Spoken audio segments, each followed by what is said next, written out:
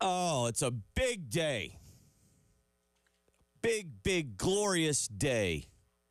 One of the best days of the year, Preston Thorne, is our countdown.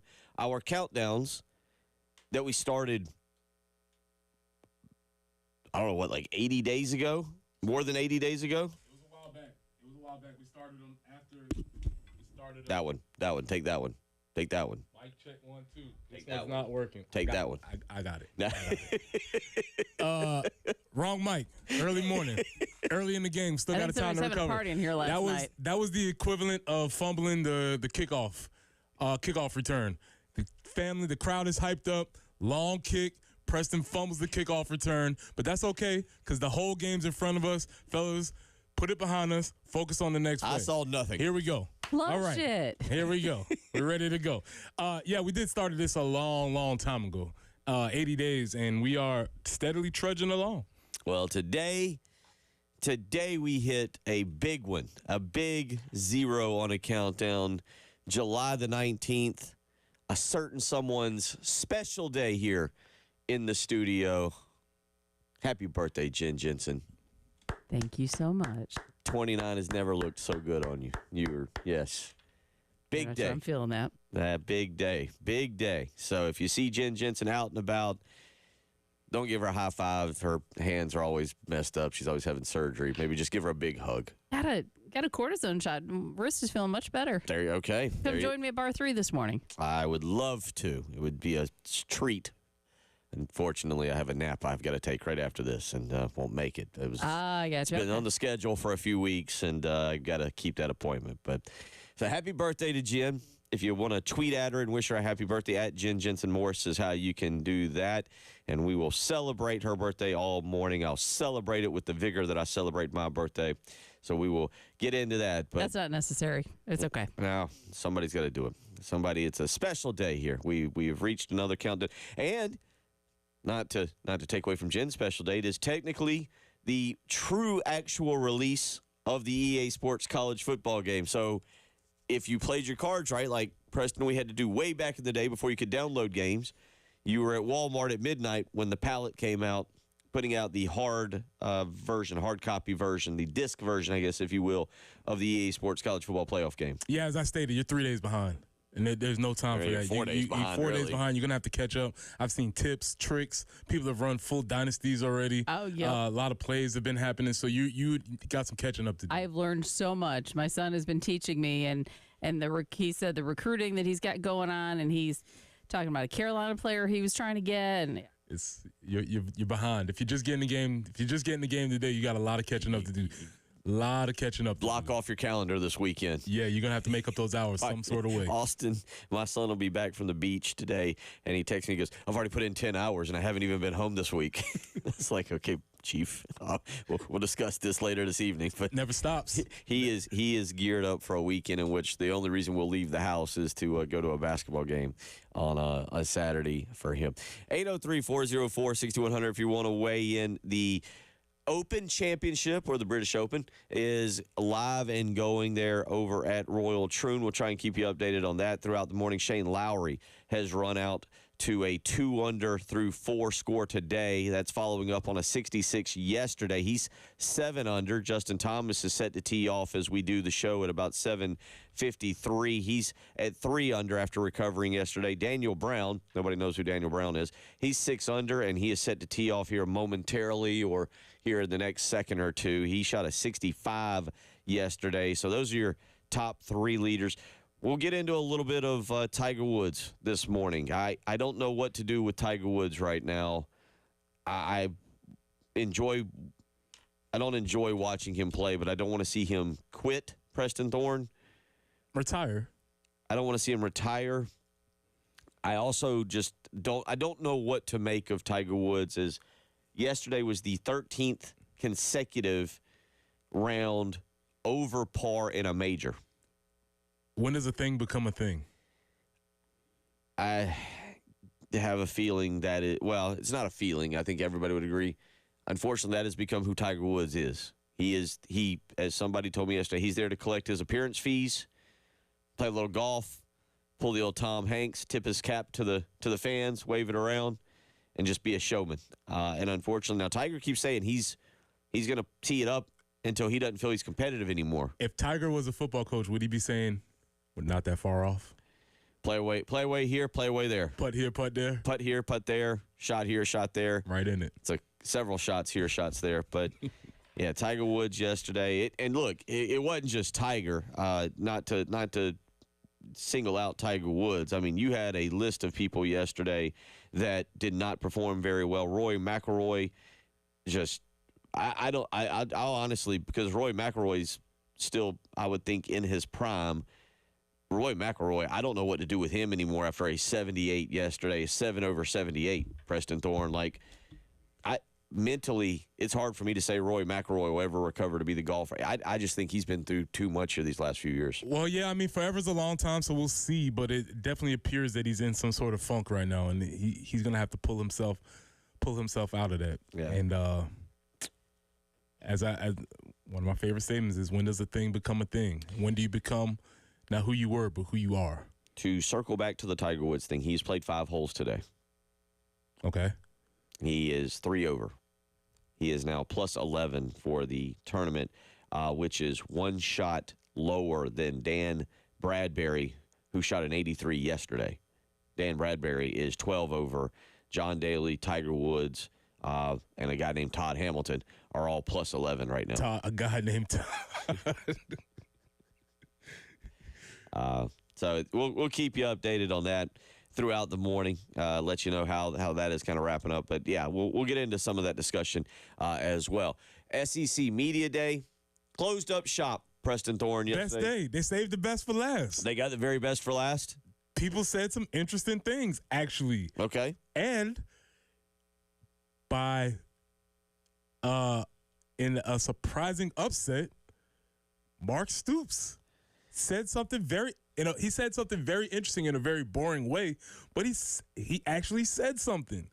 So I'm sorry, Mr. Stoops. Maybe you should have been closing out the program, because you actually said the most interesting thing of the whole media day. I'll just say this. Mark Stoops does, it's in a very boring, bland way.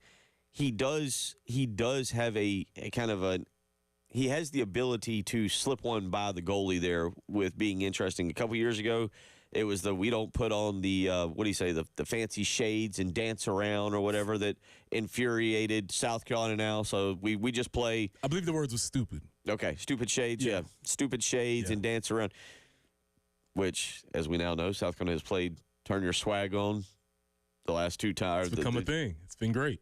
This year, I'm not even sure the clock struck triple zeros before they could turn that song on. But he one point, I forget the game they won. I think they beat Tennessee, and he mentioned getting on the bus and having a bottle of bourbon waiting for him. He says it, but you have to go back and almost re-listen and be like, yeah, that was kind of interesting. But we'll get into that. Yesterday is Mark Stoops and Eli Drinkowitz all talked. Kind of interesting. We'll wrap it up now. What we think is, after today, next Thursday, we will hear again from Shane Beamer. It'll be Birdies with Beamer, where he will address more so of the local media that could not make it to Dallas. And Preston, we'll see what he has to say. He and the assistants, by the way, we'll see exactly what he's got to say then. Yeah, we'll see. I imagine it'll keep the same tone, but I would expect maybe some more pointed questions that are, with more intimate knowledge of the roster. You mean nobody asking if Robbie Ashford is indeed got a leg up? So, Coach, exactly where is Robbie Ashford in this quarterback race? Yeah, I expect people with a little bit. That'll be twofold. I would expect people to ask a little bit better questions, and I would expect a little bit better answers. Maybe some of it will be. So Nick Harbor in EA Sports appears to be a stud. Is he going to be that good in real life? So that's today kind of the anticipation. I have not seen it put out. I'm not saying it hasn't been, but to my knowledge, we do not have a start date just yet for for August camp, Preston. But I say this because next week you get Shane Beamer. I'm assuming 2 weeks from today will either be the first practice or probably somewhere around the second practice. I do think I saw somebody suggest yesterday that they were starting July 31st. So South Carolina may very well be within 12 days of opening August camp, preseason camp, to get ready for Old Dominion, and that really starts to ramp things up. This is the official red zone. Yeah. Yeah. This is Are Are we in it or are we approaching it? Nah, we're here. Okay. We're here. You start counting your weekends. It's like, man, I got one weekend left. As a coach, the coaches, the honeydew list have underlines under them now because the significant others are like, hey, you're about to disappear for 4 months. Get this done. Right. You've been saying how you're gonna get it done all summer. You got time. You don't have any more time. The house needs pressure washing. Whatever, this is the weekend. Yeah, whatever it is, you have 2 weekends left. Get it done. You're about to go away for 3 months. We're not gonna see you. Whatever it is, get it done. No going to play golf this weekend. No. Spend time with your family. Yes, obligatory. That's the wives of all the football coaches out there who, as the football coaches get ready. So we'll get into a lot of that this morning. Lou Bezjak is going to join us. You got something you want to get into with him? Yeah, man, fascinating story that I didn't even know was a thing. He talks about the P27 Academy in Lexington, and he wrote him and in the state paper yesterday wrote an excellent article about it. And I just think it's worth talking about because I didn't know anything about it. I don't know what everybody else's knowledge of it was, but it's just an interesting concept that I think is worth having a discussion. Well, we'll get into all that this morning. A lot to get into. We'll kind of recap now. Media days as it has come to a closure. We'll keep you updated here on the Open Championship. We're just in the last 10 minutes. Shane Lowry has now bogeyed and dropped back to 6 under with Daniel Brown. We'll do that. Douglas weighs in on our text line this morning. Happy birthday, Jen Jensen. Happy birthday. What a great day for her. We'll celebrate that throughout the morning. You're listening to Preston Thorne, Bill Gunner, Jen Jensen. It is the early game.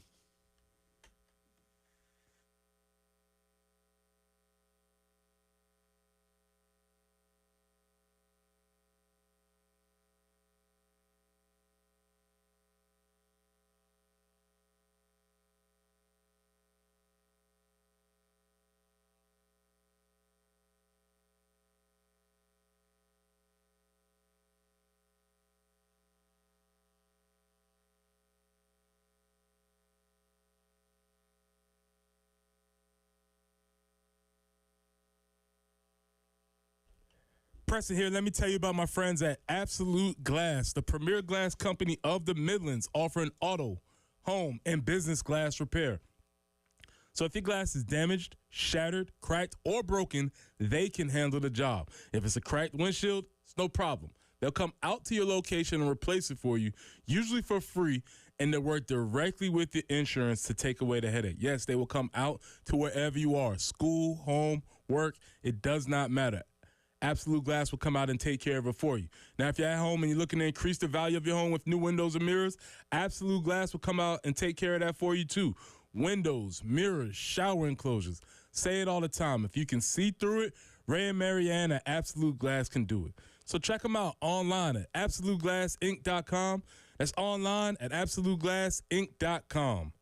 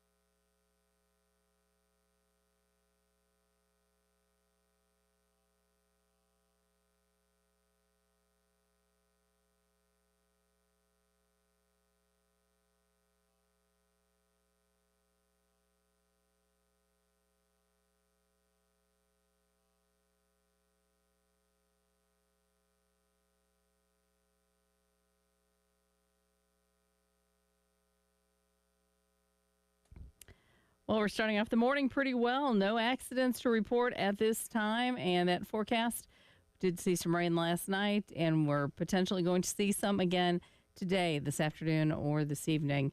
High of 90, and pretty much we're going to stay around 90, 91 through for about a week. And scattered thunderstorms likely in the forecast each and every day. So those opportunities could pop up at any point. But right now, it's kind of a nice start to your morning. 73 on the early game.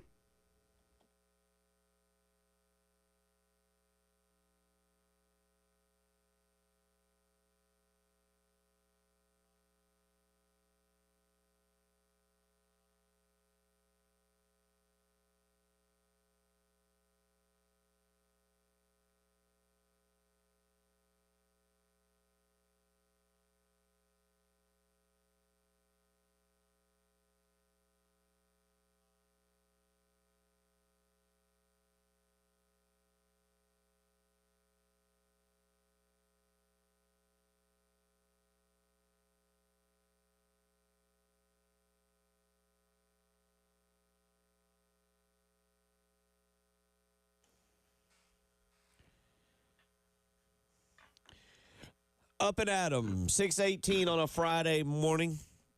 We get you going into the weekend. As Preston Thorne appropriately put it, I think for school administrators, teachers, football coaches, it's kind of like this is it. This is it. You're trying to race everything in that you haven't done this summer into one weekend, right? Yeah, it's the old phrase, you don't, the clock's running always. And You're basically in the 2-minute drill. You thought you had more time, but you don't. The sand is in more of the bottom of the hourglass than at the top. Exactly. As the sands of the hourglass. There goes our summer. So it's we are wrapping. I don't know the exact date. Maybe Lou will when we talk to him in about an hour. I think high school preseason camp gets going, and then next week you have NFL camps that really start to kick in. Yeah, which I think they've sort of done a good job or bad job depending on what side you're on. They've made that date sort of creep up as far as starting dates. I feel like the Hall of Fame game will be here before you know it. They'll be doing things very, very, very, very quickly. But yeah, I believe the high schools will have this week, or they'll finish this Friday. Then they'll have they'll call it a dead period where they're not doing any working out. They'll go to the coaches convention. That'll be the last hurrah for everybody, and then they'll be ready to go. Real quick, just tell you what the Hall of Fame game. Oh, here we go. Hall of Fame week is August 1st through the 7th. That's what I'm saying. And actually 2 weeks from yesterday. So if you want to put that on the countdown list, just the very first football game, the first American football game, not Canadian Football League game, 13 days away. Houston and Chicago. So there we go. We get to see Caleb Williams and C.J. Stroud in the Hall of Fame game Thursday, August the 1st, up in Canton, Ohio. So if you're keeping track, it's not far away at all. 803-404-6100 if you want to listen in, or if you want to discuss anything that we bring up, such as yesterday. Well, it couldn't help ending SEC Media Days with a bang. Lane Kiffin. Now, let me be dead serious for a second. Lane Kiffin just lost his father. Correct. Lane Kiffin is always just kind of, I don't want to say on edge, but he's not afraid to back down from anybody, right? Like Lane Kiffin loves kind of mixing it up.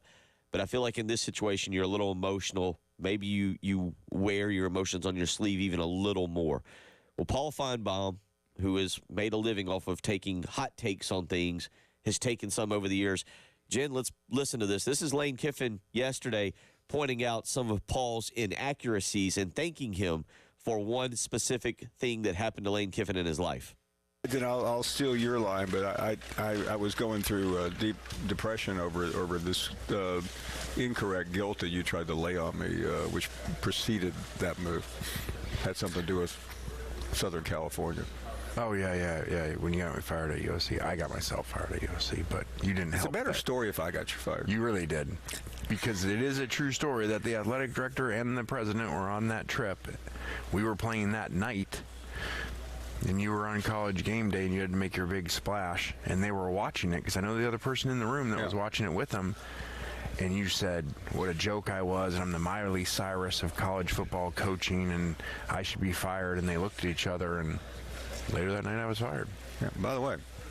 So, but hey, look what happened. I would have never gotten to work for Coach Saban. All these other things wouldn't happen. So I appreciate you for helping getting me fired. Thank you. Look at what you're doing today. You're predicted to go to the playoffs. And look at Miley Cyrus. She's had a nice comeback. So too. you're wrong with that. I mean, you put me down with that. So really, I don't really know what you're good at. Like you predicted that Coach Saban was done. That didn't happen.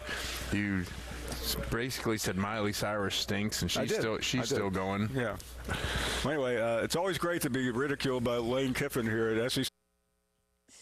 So, Lane, the firing story is very interesting. There's so many interesting ideas in that. The idea that somebody in administration would look up and see Paul Feinbaum say something, say, you know what? I think we should make a decision based on what Paul Feinbaum says. Shows you that some of these people in these positions not much better than you or me. If you remember, I was in Orlando. South Carolina was playing Central Florida that day. That was a game down in Central Florida that South Carolina had to rally to win in the second half. And I remember Southern Cal playing Arizona State that night. South Carolina played, I think, a noon game on ABC. It was kind of a wild situation down there, Central Florida. I believe, I could be wrong, the quarterback for Central Florida was Blake Bortles that day, and South Carolina came back and won down there. But I also remember that was a noon game, and we went and tailgated. We partied afterwards there kind of on the campus, and then went back and watched that Southern Cal Arizona State game late that night. And it was ugly. It was ugly, and of course, if you remember, Southern Cal then fired Lane Kiffin basically on the tarmac getting off the plane. But, yeah, we just start with that one before we get into Lane roasting Paul Feinbaum over a bad Miley Cyrus take and over apparently a bad Nick Saban take. Well, that is a terrible Miley Cyrus take because at the time she was seen as just, this teen star who was living off her father's name. And we've come to see that this woman is actually tremendously talented, can sing with the best of them, and has actually become a star. Maybe sort of like Lane Kiffin a little bit. Maybe it was actually a solid take. Okay. I don't know. It's crazy to think Lane Kiffin has been around college football, really college football, for just over 14 years. Because I believe actually 15 years, because I'm 16 years. Because I think it was 08 when South Carolina went up there, and we played them on Halloween, and Tennessee came running out in their black uniforms on Halloween night. Lane Kiffin was the coach. South Carolina was actually ranked, and Lane Kiffin and Tennessee stuck it to South Carolina. I was there for that game. It was kind of rainy. It was not a fun time. It's not just the time, though, Bill. It's the lives that he's lived during that time. I mean, he got fired on the tarmac. Well, think about this. The job. Think about what he's done. He's been fired from the Raiders by Al Davis, ended up at the University of Tennessee, left there after 1 year to take the Southern Cal job, got fired there. Which he said he was never leaving that job. Right. Yeah, there was a lot of crazy things he said in his 1 year at Tennessee. Not to mention when he threw the shot at South Carolina. I mean, this guy's lived. Well, that was a private shot. Yeah, I mean, again, Lane Kiffin telling Alshon Jeffrey if he went to South Carolina, he'd be pumping gas the rest of his life. But there was the public shot at Urban Meyer over Nuquise Richardson, and them tampering and calling Nuquise Richardson when he was on an official visit to the University of Tennessee. That was a public one where he called out Florida and said they were cheating. Of course, then got left there, went to Southern Cal. Lane Kiffin is in my opinion, I don't know if people still dislike this guy. I feel like he's been able to come full circle, and people are kind of all Lane Kiffin fans now. Also, did he get politely excused from Alabama also? Was he politely excused? Didn't he end up taking him? Am I wrong? Oh, he took a job, but Nick was like, you know what, we're good. Appreciate your time. You don't need to finish the season with us. You ready for the playoffs? Yeah, I do think that's how it went down. Like, we got Steve Sarkisian over here. We've got another reclamation project we got to get into and start him. Thank you. Look at he and Sarkisian and what they're doing now with their teams. Yeah, I mean, they're both obviously, they got a chance to study and learn, temper themselves. Obviously, Sarkisian had the personal issues that he was dealing with. Lane had his own maybe maturity issues that he had to deal with, and he's come a long way. I didn't over under 50 on Lane. Do you know how old he is? I didn't until I just looked it up. 50's the over. I would say under 49. Yeah. I don't. Yeah, he's 49. He feels like he's been here for 40 years. Well, he was, I believe, the youngest coach ever in NFL history, if I'm thinking correctly, because he got that Raiders job when he was like 33, I believe, and just absolutely incredible. But it is funny that, and I guess it's South Carolina's luck that of all the Saban disciples, South Carolina ended up with Will Muschamp, while you've got Lane Kiffin and Steve Sarkisian out there running around. Kirby. And Kirby, yeah. And South Carolina got stuck with Will Muschamp. Give me that one. Oh. You know when you go pick an apple? You pick the apple out the cart, and you're like, it's brown inside. Yeah, that's pretty much what happened in that one. Got the only watermelon that I get it. sweet. I get it that Sarkisian and Kiffin, it was a little bit longer, but I guess actually Kiffin was probably about close to that. But anyway, 803-404-6100, how you can weigh in. Yeah, that's a little Lane Kiffin, Paul Feinbaum there, as you hear from them. Obviously, those two, I guess that's a cordial relationship. It's cold. It's cold. They both understand what each other does. I think it's mutually beneficially cold. Okay. All right. We'll get into a little bit of Mark Stoops when we come back. He said something interesting that Preston Thorne slipped it by. Just all about. We'll get into that. You're listening to Preston Thorne, Bill Gunner, and a birthday girl, Jen Jensen. It is the early game.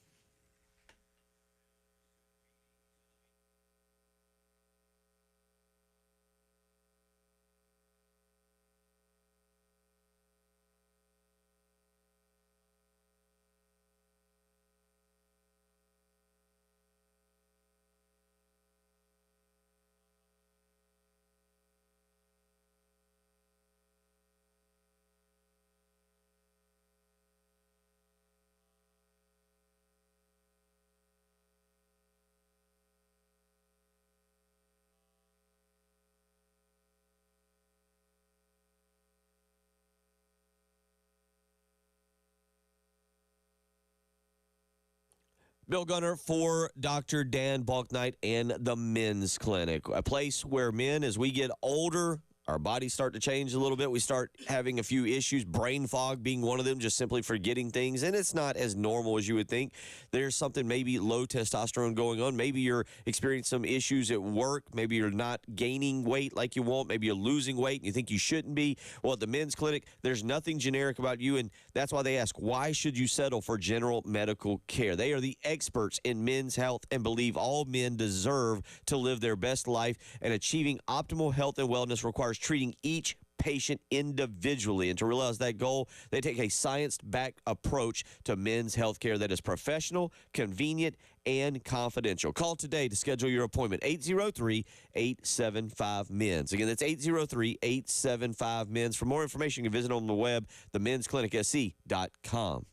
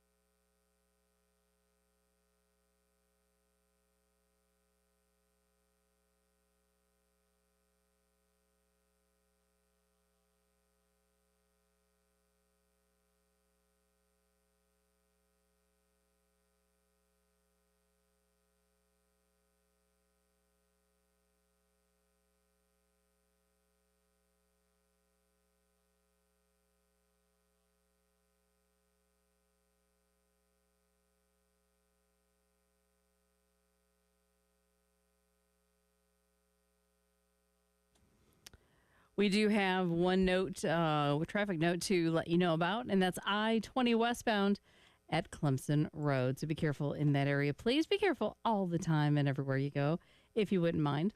It's going to be 90, 91 really for about the next week, and those chances for scattered thunderstorms, that activity is just kind of going to be repetitive again for about the next week or so. But it's clear this morning, and we're starting off your day at 73 on the early game.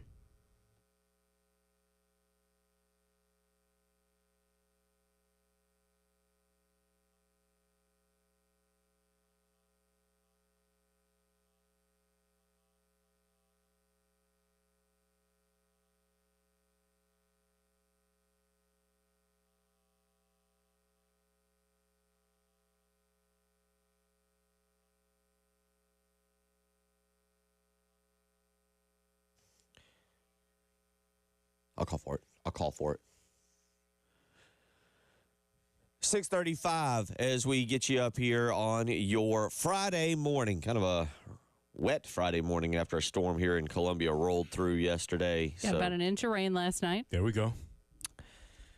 Nothing more exciting for the birthday girl than to have rain and to get up and go check the old rain gauge. I did before I left. I had to.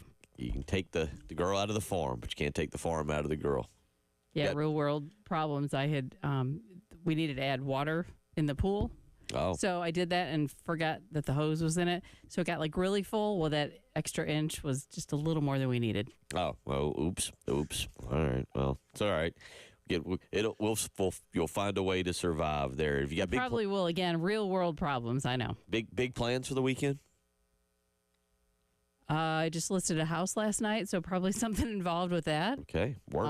But we're gonna do some birthday lunching, but we have to span things between like about every 5 hours because the dog had eye surgery, so we have to be doing drops on a consistent basis and can't miss those. So yeah, my life is revolving around dog eye drops. Good times. That's fair. Jen did tell us this story the other day, but if you want a glimpse into the birthday girl's weekend, it's draining the pool a tad and work and dealing with eye drops for the dog. Yeah, pretty much. It's fabulous. Yeah. Whatever you're doing this weekend, just remember what Jen Jensen's doing. Just laugh. tackling a dog and getting eye drops into a dog's eyes, I'm sure, is not the easiest task in the world. 4 drops in each eye 4 times a day. Great. Doesn't sound like fun at all. Mark Stoops yesterday maybe would have rather tried to put eye drops in the dog's eyes than address the media, because one of the questions was on the Texas A&M coaching job, a job that a lot of people thought he was going to take. And I really thought that would have been another really good hire for Texas A&M in terms of hiring just a cardboard cutout, very vanilla, just to coach their football program, because you don't need a Jimbo Fish. But here's Mark Stoops yesterday at SEC Media Day talking about the Texas A&M coaching job. I was pursued pretty aggressively by them, and we'll just leave it at that out of respect for everybody involved. You know, there's a lot of people, you know, over the years, and you know, a lot of interactions between people, but it was very brief. I was pursued. I had a job to do, and you know, I take great pride in, you know, there's only another stat that Tony gave me on the way here, but there's only been 19 coaches in the history of the SEC that have been 12 years at their institution. I'm proud to be a member of that group. I've been grinding at Kentucky for a long time, and very proud of that and want to continue to do that. And again, you know, we want more, but that's not nothing. You know, the SEC's been around a long time with a lot of very good football coaches. 10 days ago, by the way, Mark Stoops turned 57 years old, so good for him.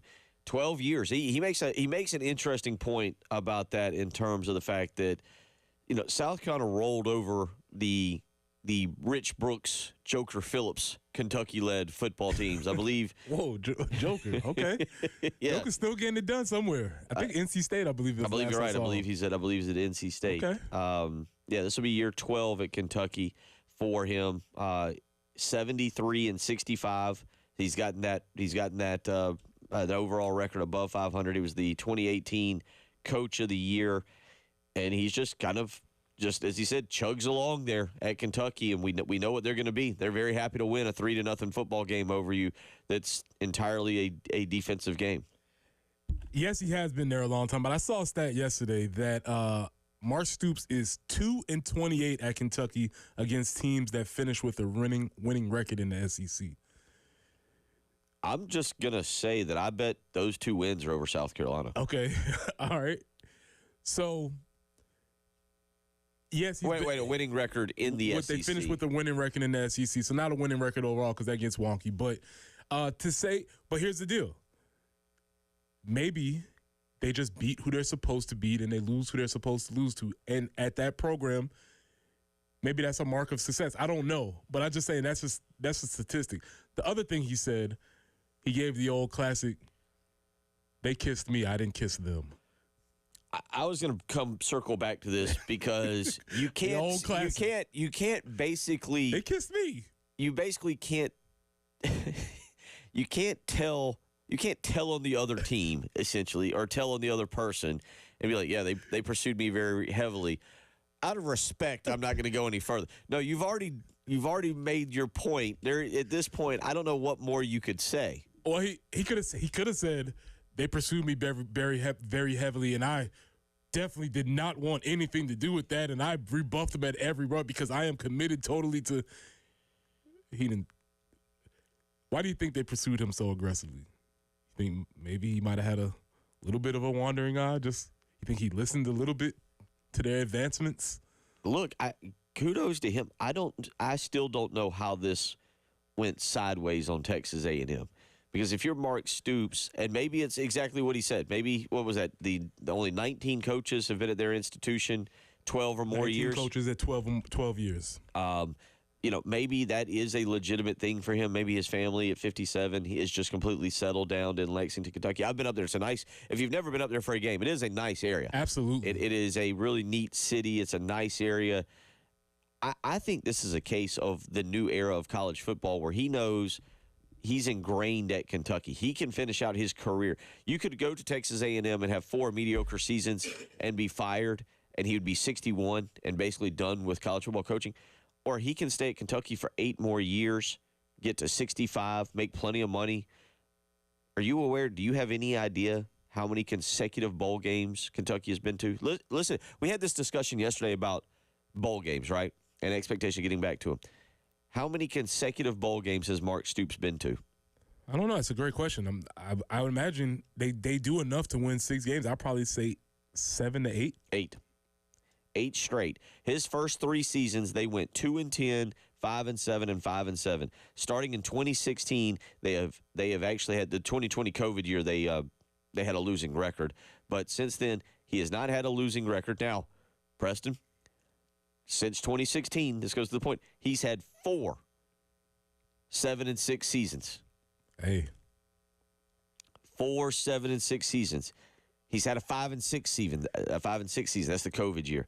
He's had an 8-5 season, and he's had 2 10-win seasons. Sign me up for it. 4 7-6 seasons, and really, here's the funny part about that. Those are really 7-5 seasons because in all of those seasons, they lost their bowl game. Listen, man, from my vantage point, sign me up. And I'll add one more thing to this, one more little caveat to that. A lot of people around here, when we talk schedules, they point to Kentucky, and they say, because Kentucky is known to play 3 cupcakes. Kentucky plays Louisville as well, but their 4 non-conference games are basically the sweetest of the cupcakes. They pick up those 3.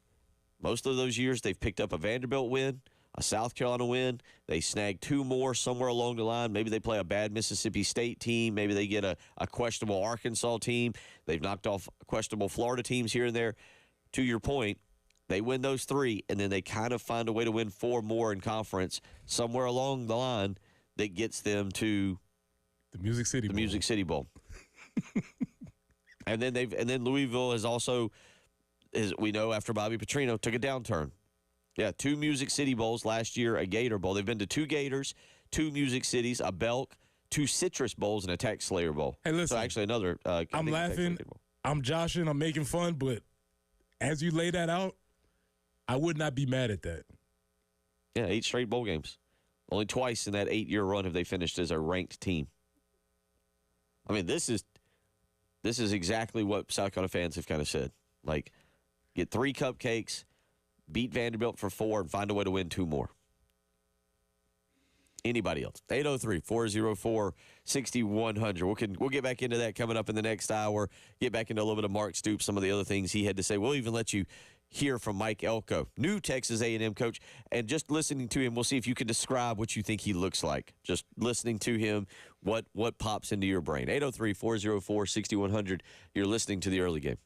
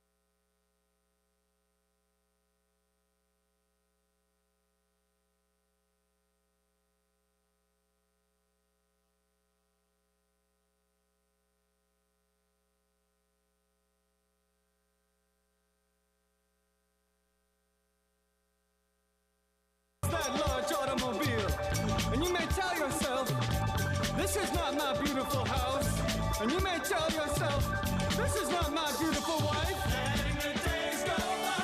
Let the water hold me out. Letting the days go by. Water flowing underground into the blue again. Bill, The money's gone. Once in a if pressed, if you put me in a corner, I would say this is my favorite song. same as it ever was. Once in a Lifetime by the Talking Heads. Okay. This is possibly my favorite song, and it's my favorite song because it's grown with me over time. Okay. When I first got exposed to this song, it was on VH1. And if you've ever seen the video for, have you ever seen the video for this song? I couldn't have told you who sang this if Talking- you'd have given me all day and offered me $1 million. David Byrne, the leader of Talking Heads, as a group. The first time I saw this video, it's on VH1, and there's this weird dude in this weird suit, and he's doing these weird gyrations, and he's dancing, and it's strange. And I just been like a moth to a flame, attracted to this particular video. And then I started listening to actual music and the groove on the song. You hear the bass, you hear the congas, you hear the drums, you hear all this stuff happening in this song. And then Jay-Z sampled this song. And so I was like, oh, I know that one. I know that one. That's Talking Heads. And then you get to the lyrics. And he talks about being a person who has found themselves in a position in life and you don't know how you got here. And well, I'm 42 years old. And yes, I have a beautiful wife. And yes, I have kids. And I don't know how all this happened. It just sort of happened. I looked around. I'm on the radio. When did I play this? I was teaching kids. I was coaching. I don't know. And so this song is about kind of when you look around at your life and you don't know what happened, but life happens day by day by day. Birthdays come and go, and you look around, and all of a sudden, you're giving the dog 4 drops of eye drops, and the pool's overflowing. You're like, how did this become my life? I don't know. And it just sort of happens. But Talking Heads is seriously one of my favorite bands. And this is all an excuse to talk about the movie concert Stop Making Sense, which I would also position is the best movie concert film. If you haven't seen it, you have to check it out.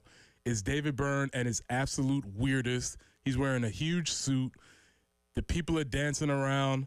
Everybody looks to be on some performance-enhancing substances throughout the video, throughout the movie, throughout the film. And it's just a beautiful expression. They recently, maybe it was a couple years ago, they had it replaying over there at the Nickelodeon Theater. And it's one of my favorite things to watch. Sometimes I just go on YouTube and I watch Talking Heads clips from Stop Making Sense. It's one of my favorite movies / concert films to watch. And so if you put me in a corner and ask me, Preston, what's your favorite song? This would probably be my favorite song, Once in a Lifetime by Talking Heads. It's the groove, it's the video, it's the lyrics, it's the timing. Everything about this song would make it my favorite, but it's not their only great song. It has several great songs. This Must Be the Place, Road to Nowhere, Psycho Killer, all these great songs. They're awesome. They're just a really cool, quirky little art band from New York that makes really cool music, Bill. I have Psycho Killer in my head. Mm-hmm. Yeah. Take Me to the River. Great. Don't ever do this. Don't ever send in a text like this because then I'm like, all right, I'm going to go down a path. The co-pilot was in, don't watch Psycho Killer video by Talking Heads. You won't sleep at night. And I'm like, all right, during the break, I'll be watching that. So I don't know that song. I'll be honest. I started thinking about this 2 seconds ago as I was thinking about the wording and how they sound. I was like, it's got to be like a British band. So as I looked it up before you said New York City, I was like, they're from New York? Mm-hmm. Actually, technically, just in my quick reading, they're from Rhode Island, but then moved to New York. Yeah, they moved down. I didn't know they were from Rhode Island, but they were all part of that punk scene in the late 80s, the late 70s, when New York was literally a garbage pile. But out of that garbage pile comes really cool music. So they come out of the CBGB scene, and they're just really fantastic artists. And like all great bands, they hate each other. They break up because there's just too much creative tension in the room. Fantastic. Fantastic. So Remain in the Light is the particular album. If you're a Talking Heads fan, this might be your favorite album. You might like Talking Head 77. You might like other albums, but this is probably the seminal classic. And again, once in a lifetime. If you cornered me and asked me, what is your favorite song, Preston, it would probably be the song. Okay, I'll be dead honest. I had no clue about this band. This is where we are at now. Because I do read real quick. I read this that it says that all three of those songs, Psycho Killer, Life During Wartime, and Once in a Lifetime, were included among Rock and Roll's Hall of Fame 500 songs that shaped rock and roll. They were number 64 on VH1's list of 100 greatest artists of all time. I say all this because I kind of feel like I should have some knowledge of them, and yet have none. Yeah, I mean, history's a whole, man. Some great things get lost in history all the time, but the Talking Heads are one of the most influential groups and one of the best bands. And if I would implore anybody, if you want to sit down, watch a great concert film, watch Stop Making Sense. It's a beautiful, beautiful art film with people wearing weird clothes and singing weird music. All right, well, there we go. I've learned something today. Don't know about y'all. Once in a lifetime. You may ask yourself. We will learn more in hour 2.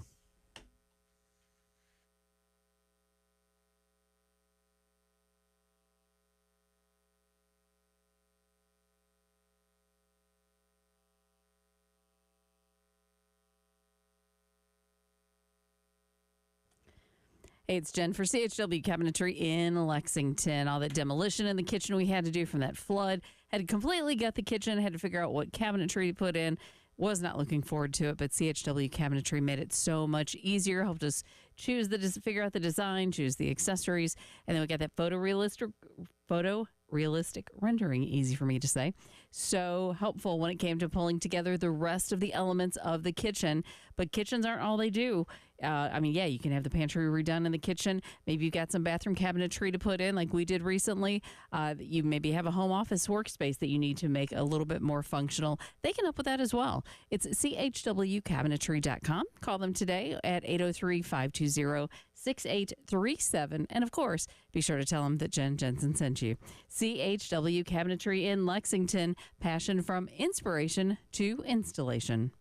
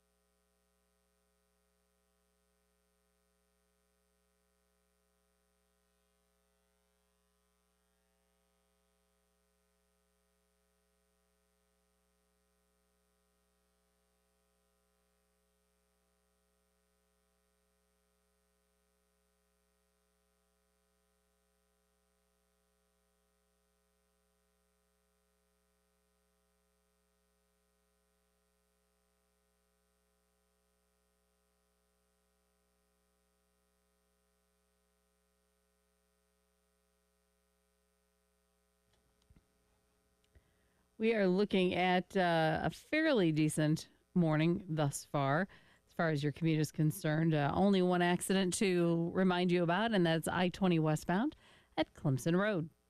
And that forecast, just kind of a carbon copy for about a week. 90 today, scattered thunderstorms. 91 tomorrow, scattered thunderstorms. You pretty much get the drill. But we have a nice start right now. It's a little bit damp out there from the rain last night. It's 73 on the early game.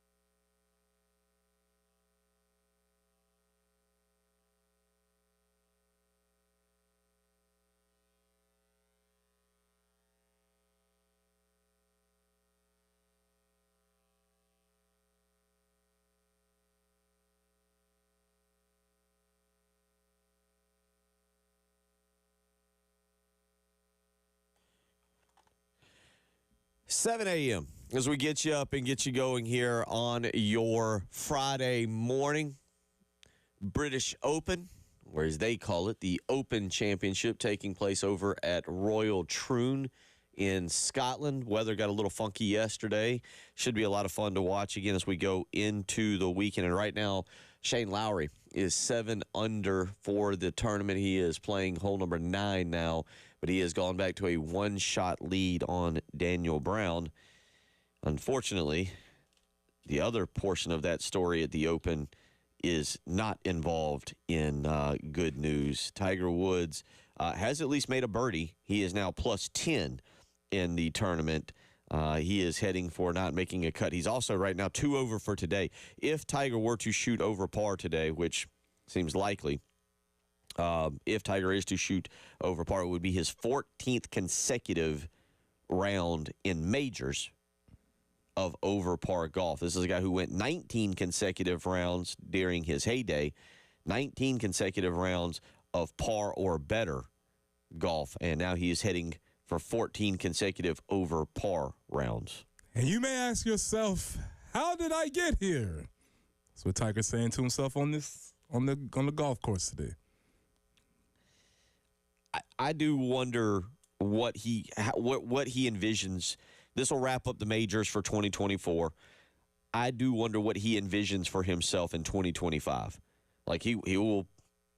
Is he just a figurehead of the sport now? Is he trying to, not by his playing, but by his reputation and status as one of the best to ever do it? And you've got the situation with Live Golf, and you got the PGA, and you're trying to put all this together, and you're trying to piece golf back together. I am interested to know, as Tiger will wrap up this year, how he sees himself in this sport as not only a player, but as a figurehead and a voice trying to bring everybody back together to bring us back into golf, I think. He doesn't have the voice to do it. Really? No, because Tiger, we only appreciated Tiger mainly because of his domination. We didn't appreciate Tiger because of his personality or his charming ways or his wit about the media. We appreciated Tiger going out on Sundays and dominating. And so now when he doesn't have that in his tool belt, he has to rely on maybe some other things that would bring folks together. And that's never been his that's thing. a really, really good point. Because, it's not like and because when he was dominating, there was almost an arrogance about him that you didn't just love him. You appreciated the talent and loved to watch him as long as he kept his lip zipped, whatever. Yeah. Good time. Well, he was ornery, if you will. Yeah. I wouldn't say angry. I wouldn't say anything. And I just think kind of had an attitude. And that's, I think, to go back on Tiger Woods, the downfall of Tiger Woods not being the injuries, but the situation that occurred, whatever year that was at Thanksgiving, gosh. It's a long time ago. Yeah. And people kind of at that point, I think, how did I get here? You're right. Took joy in what occurred, unfortunately, in that, and watching him try to recover from that. But the truth is that his personality, I think you're right, did turn people off. I'm trying to think of, Alex Rodriguez. Randy Moss is the one that I always think about, and how he was.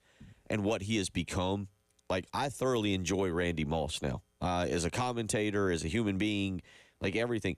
I don't know if I would have said that when he was in high school. When I was in high school, because he was just then bursting onto the scene. There's a story that I'm reminded of, and this story now is roughly 26 years old, of being in high school, and we were in a kind of a sports media class in the fall, and we did a fantasy part of the class was you did a fantasy football team.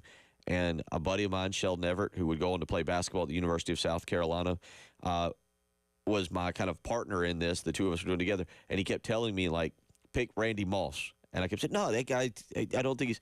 And sure enough, Randy Moss went on to have a monstrous rookie season. And 26 years later, if you've ever made a mistake, kind of like what I think the Trailblazers get with not taking Jordan, he reminds me of that every about this time every year when fantasy football gets going. But I that's an interesting point about Tiger Woods not having the voice to bring everybody together. He doesn't have the social capital for people to want to gather around him. If his thing was domination, and if he's not doing that, it's very similar to Michael Jordan.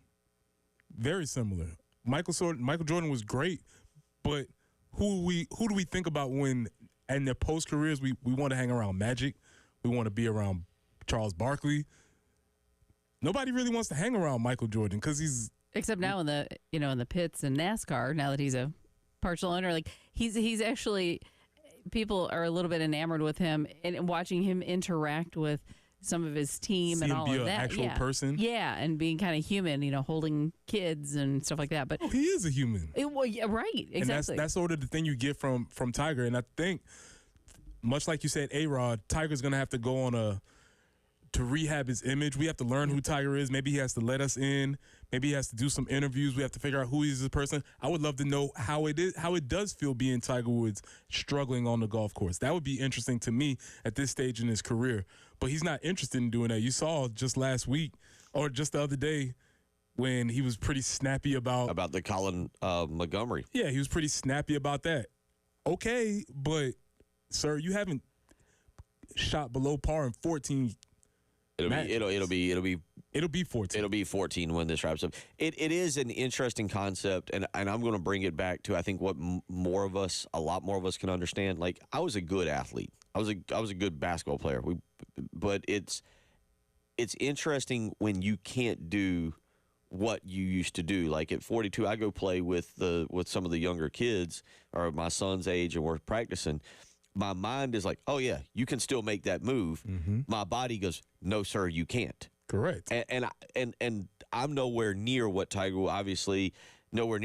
Woods was on golf, where your mind is like, I can still hit that shot. I can still do this. I can still do that. I can't imagine how frustrating that is when you are the absolute best in the sport. And we see him today again, at least as of now, he's 2 over today. But again, 10 plus 10 for the tournament.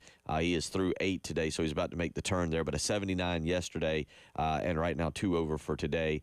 Will miss the cut and move on from there. But it is, I am, Justin Leonard is plus 11. Justin Leonard shot 80 yesterday. Justin Leonard's a former Open Championship winner. John Daly. Now, John Daly, on the other hand, is just out there. Hey. He's just playing golf, and I don't think he's like, I'm exempt. I get to do this because John Daly shot 82 yesterday. He tees off at 8:37 later on this morning. You know the vibes with John Daly. You know what's up. As cigarettes, Diet Cokes, maybe some Snickers bars in that bag. John, that's the difference. Tiger Woods out there. Tiger's competitive and going into tournaments thinking he can win it. John Daly's just like, free round of golf. No. Just we're out here for the heck of it. That is the absolute bottom of the board. Ernie Els withdrew also, but to go back to the top of the board where it's at right now, again you got Shane Lowry, who has again taken a 1-shot lead over there at the Open Championship. I'm interested again to see if people are really really into this and how invested they are as we move through. Interesting here. Just talking about it, let me go back to this text here. What was the one? I think it's Brad who just weighed in. Yep. He said, y'all are missing it on this one. That all changed years ago when he softened to the media and fans. His voice is the biggest in golf now. I'll be honest. I don't agree with that. But the thing I also say is I don't know who has the biggest voice in golf right now. This is great because we're gonna be talking about this next week because who had the biggest golf does not have the biggest golf currently. Yeah, The biggest voice, I should say, in golf. It's not that I don't think Tiger has a voice. It's that I don't know if he can use it to bring people together. Because I feel like if he did, he would already have done it. 803-404-6100. A couple of y'all weighing in. Kyle says, Preston, nice job with the Talking Heads reference. Appreciate it, sir. Kyle, if you're just tuning in, that was a segment, the last segment, Talking Heads. Preston did a nice album review of that. What do we got just looking ahead to next week on the album reviews? Big week. If I'm looking ahead, I believe I have to look. I've been trying to be pretty disciplined of not looking ahead, but I do think we might have an Aretha Franklin and Outkast next week if I looked ahead earlier. Oh, Outkast. So I feel like we're like I said, we're rolling into the heavy hitters. And anything's below 40s, it's gonna be pretty strong. So we got a big week coming up next week. Okay, we'll get into all that. 803-404-6100. We'll get back into some SEC Media Days later on, get back into some of the things that were said yesterday. We'll let you listen to Mike Elko and see if you can describe just by listening. Probably should ask y'all, if you did not watch yesterday, if you did not watch SEC Media Days yesterday, do you know what Mike Elko even looks like? If Mike Elko was standing next to you at the grocery store, if you're in the line at the grocery store and Mike Elko was standing next to you, would you recognize him? But we'll let you listen to a little bit of him. We'll also let you listen to a little bit of Nick Saban from this week talking about South Carolina. They're not far off. But coming up next, you want to get into this. P27, which is out my way. It's over in Lexington. You're going to have Lou Beesjack will join us to kind of break down an article he wrote.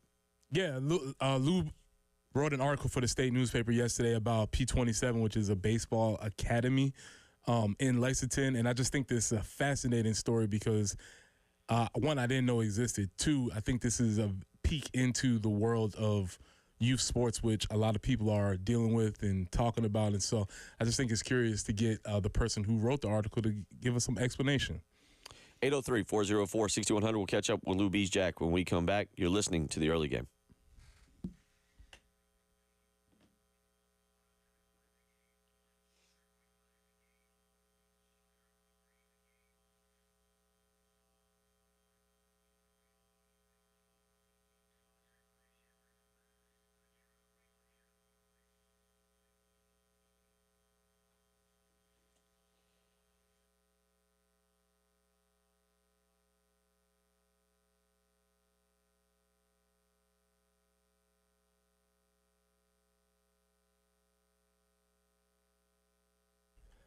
Preston here. Let me tell you about my friends at Integrated Media. We've been doing the countdowns. 42 days until soccer plays Clemson and 43 days until Old Dominion. The time is getting low. It is time for you to get your summer setup ready with Integrated Media. You can get Samsung Terrace TVs that are waterproof, so it wouldn't matter if it rained like it did last night. Sonos outdoor speakers for TV and music so you can listen to all your favorite music. Maybe you even can watch Stop Making Sense on your TV outside. Be a great choice. Wi-Fi that works indoors and outdoors, and my personal favorite, controlling all your devices from just one remote. So from home theater setup to adjusting your thermostat or monitoring your security systems from your cell phone, Integrated Media is the company that you need to call. So call Nathan and Michael at 803-948-8327. That's 803-948-8327. Or check them out online at integratedmediainc.com. That's online at integratedmediainc.com.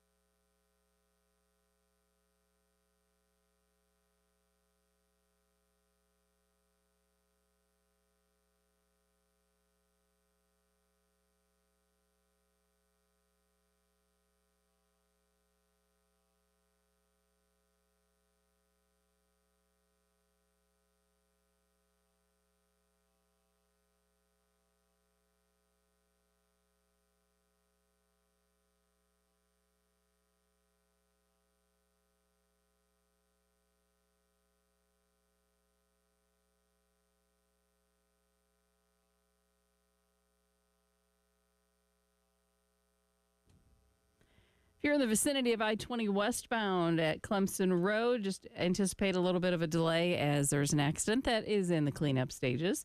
Aside from that, all going pretty well this morning. 90 will be our high today. Scattered thunderstorms possible. And really 91 throughout the weekend. Same forecast. Scattered thunderstorms are possible. We're going to do this for probably about a week or so. So pretty boring. And hopefully all the thunderstorms are just kind of calm. A little bit of rain and then moving on. 73 right now. 107.5 The Game.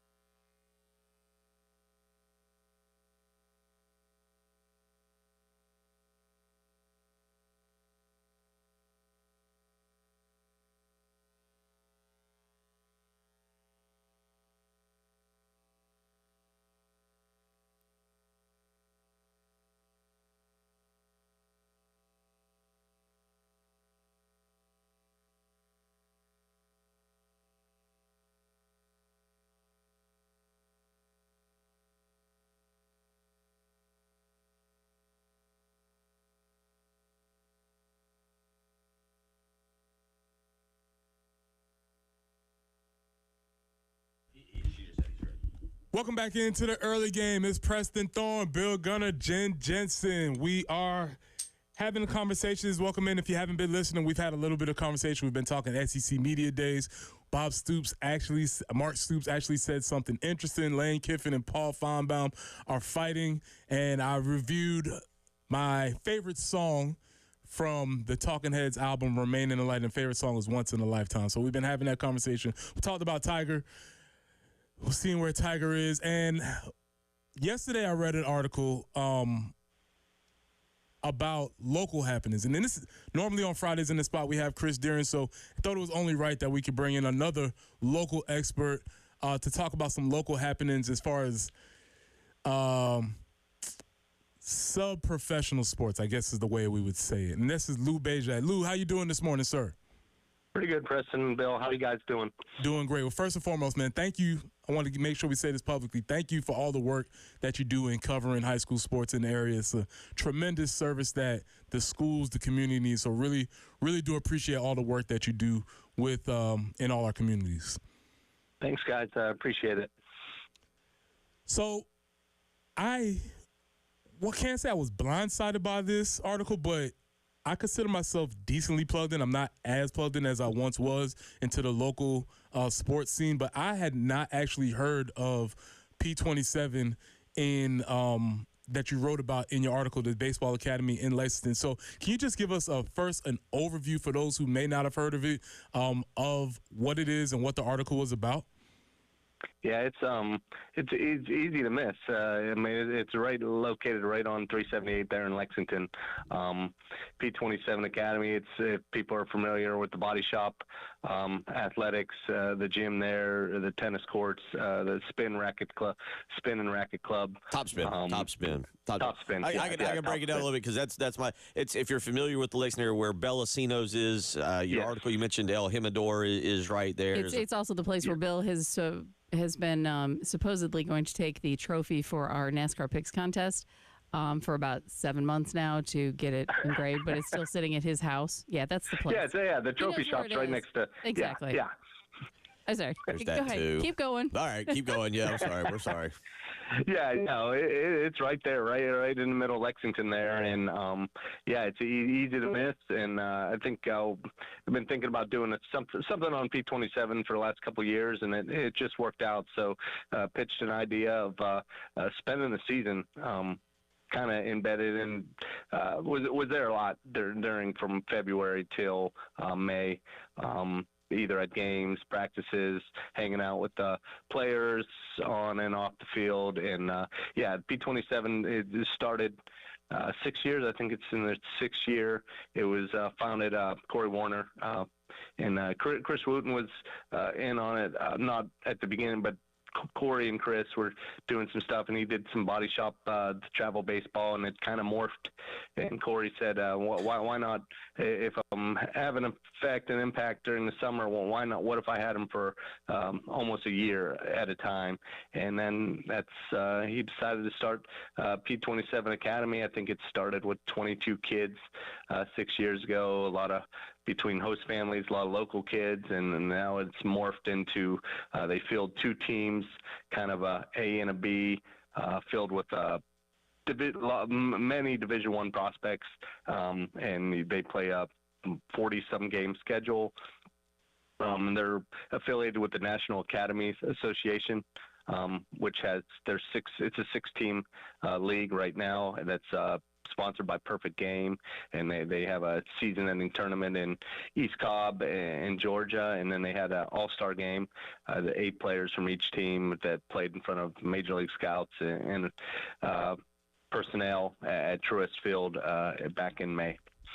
So that's a lot. Let's go back to this. If you're not aware of this, what is an academy? Who is eligible to go here, and what is the proposition? What is the value proposition of a baseball academy?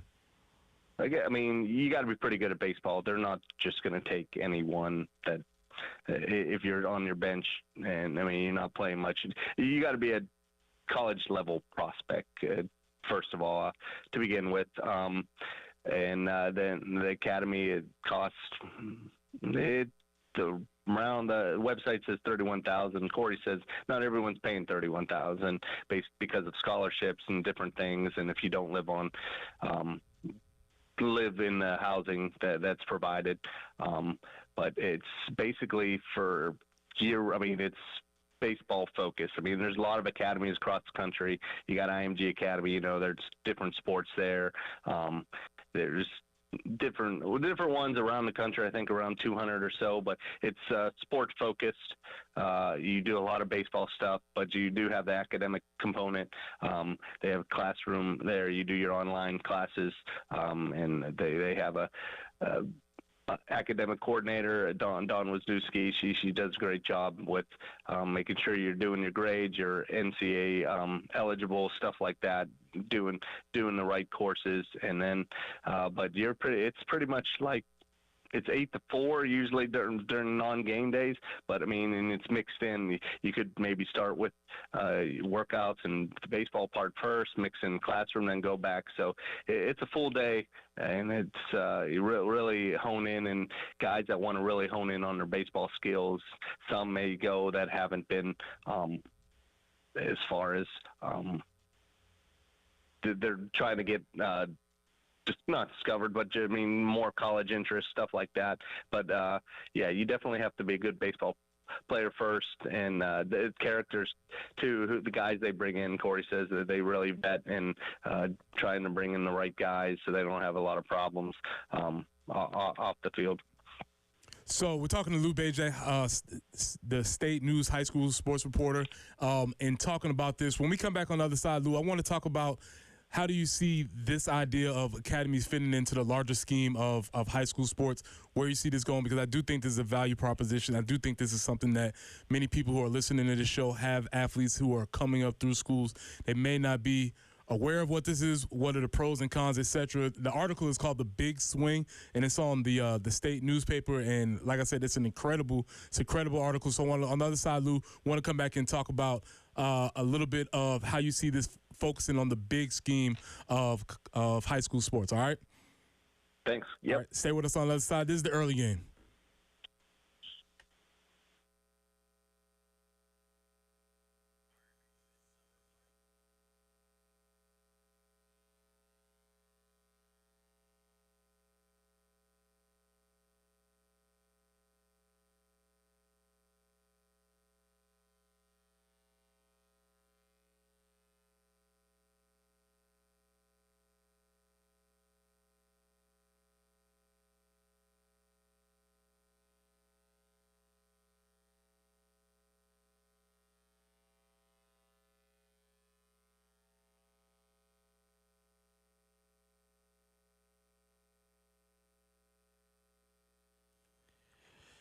Bill Gunner for AAA Heating and Air. Whereas we continue to move through the summer and head into August and September, you know there's still going to be some extremely hot days. Is your air conditioner ready to handle that? If it's been acting up lately, oh boy. Well, I tried to tell you back in the spring that it was time to call AAA Heating and Air. Well, there's no better time than today. Right now, you can get a free replacement estimate. So if you're thinking about purchasing a new unit, you can get a free replacement estimate to see how much it will cost. Then at AAA Heating and Air, they are telling their customers no payments, no interest until 2025. You heard that right. You buy a brand new heating and air unit from AAA Heating and Air today, you can get no payments and no interest until 2025. That is what Roy and Dana Finley are doing for their customers, making sure you have comfort in your house tomorrow with a phone call today. So give them a phone call, 803-677-1500. Again, that's 803-677-1500. Contact AAA Heating and Air today. Tell them Bill Gunner sent you.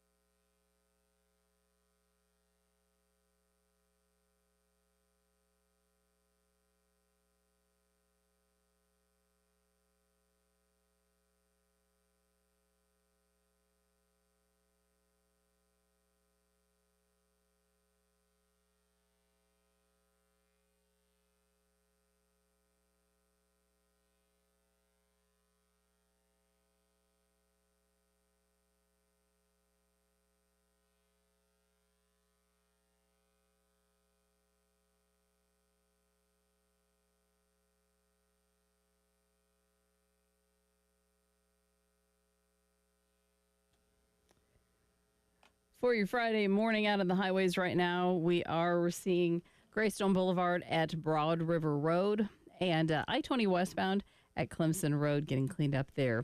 90 for the high today, 91 throughout the weekend, and each and every day we do have a chance for those afternoon and evening scattered thunderstorms.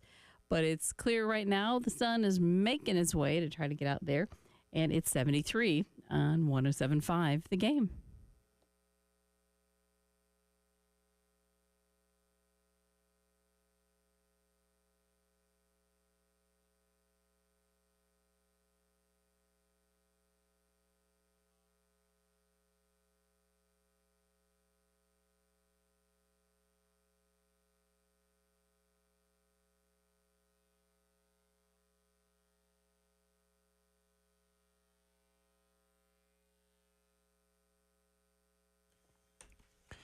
Welcome back into the early game. Preston Thorne, Bill Gunner, Jen Jensen.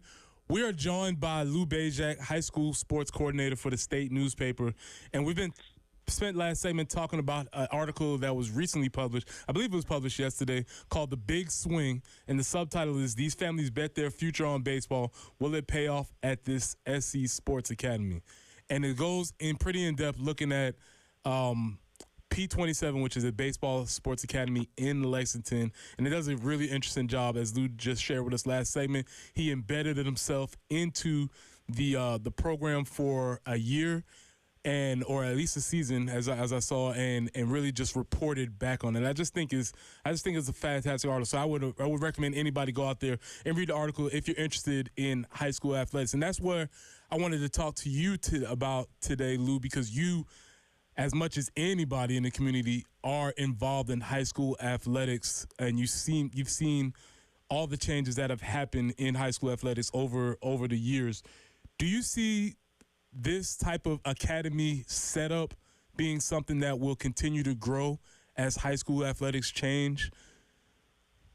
Yeah, I think across the country, I think you're going to see, more people will maybe want their kids to be involved in this. It does take a lot, though. I mean, like you said, you have to have the talent first, and I mean, the trust. I mean, these kids are living on their own, basically. They're living four to an apartment. There's the apartment complex right by the P27 facility. There's the money. I mean, some kids are uprooting everything. I mean, the one kid we profiled, Joseph Yamamoto, he came from Japan. I mean, got on a plane in January and spent the last few months here, and is going to come back for a senior season next year in January. So, yeah, it does take a lot, but, I mean, some parents, people are worried about the academic part. I mean, they're getting it's not like they're not doing their classwork. I mean, it's just you're not in classes.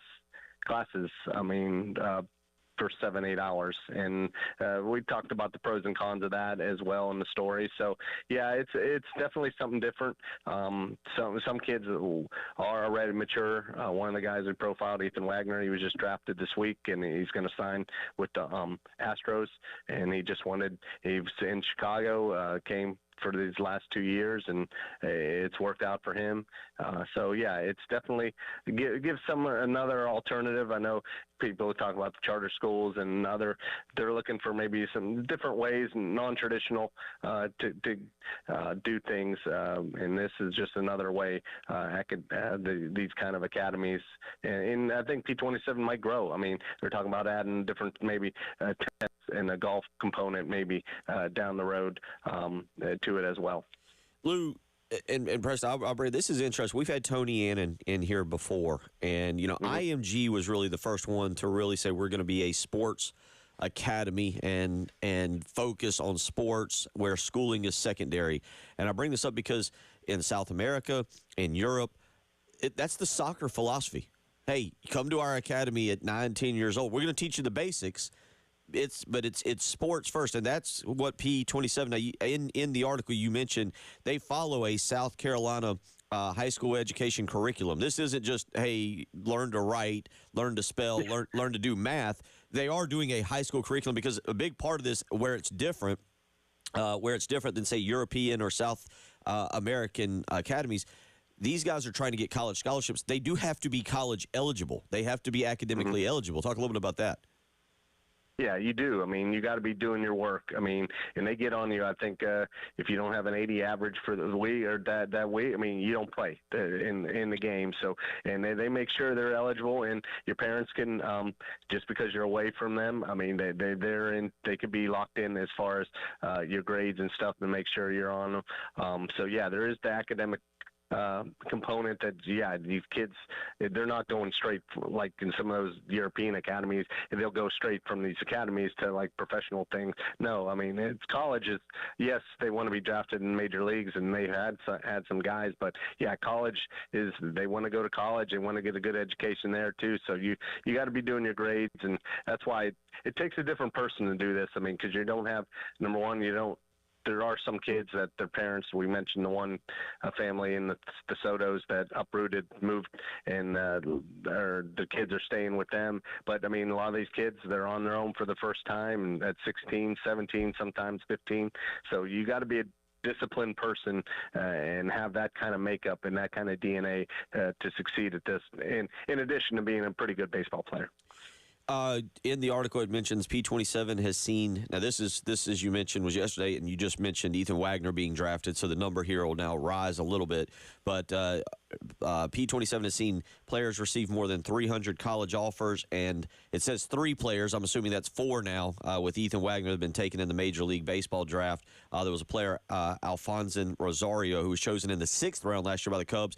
Do you know where was Wagner drafted this year in the draft? He was in the 17th round, and he was actually a South Carolina commit up until the fall, and then he decommitted and signed with Tennessee. But I talked with him yesterday, and he is going to sign with the Astros. His brother played at P27 as well and was drafted, and he's in the Dodgers organization. They had another kid, Brendan Lawson. We didn't profile him, but he was drafted in the 19th round, but he was a top 100 prospect, and I know he was offered a lot for a signing bonus as far as in the early rounds, but he's opted to go to Florida. And a couple other guys, Billy Amick, people are familiar with. He spent a season at P27 before finishing his high school career back at W.W. King, and he won a national championship with Tennessee. He was at P27, and then another guy, I think Howard's his last name. He was drafted. He was a former P27 player that went on to play at Rafford. So yeah, these guys are getting drafted. They're getting college scholarships. So and they're spending a year, some 2, some more. Some are sending 3 or 4, but the usual it's about a year or 2.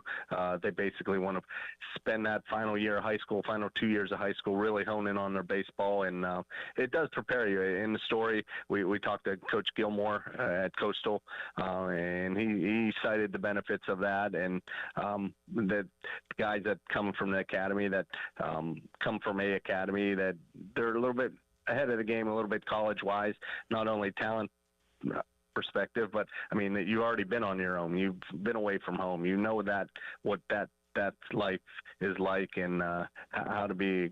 You got to grow up a little bit quicker than some of these others.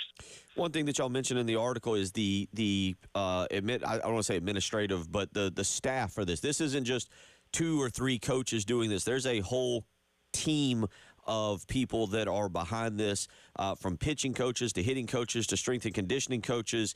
You even have people that basically live, I forget the exact word of how you used it, but kind of like parents that live in the facilities, in the apartments where some of the kids live. Talk a little bit about the structure of the organization.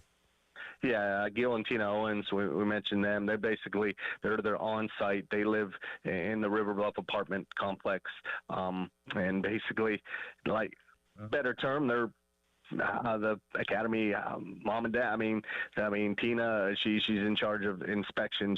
You have to get your room inspected twice a week. If that's not up to par, then punishment occurs, and they monitor things. You gotta you're on the Life 360 app, which basically wherever you go, they follow. I mean, the app, I mean, they're aware of where you're at. So, and they do the other things too. I mean, kid gets sick, and if they don't have a car, I mean, these kids, there's a lot more foreign players now in the academy than before.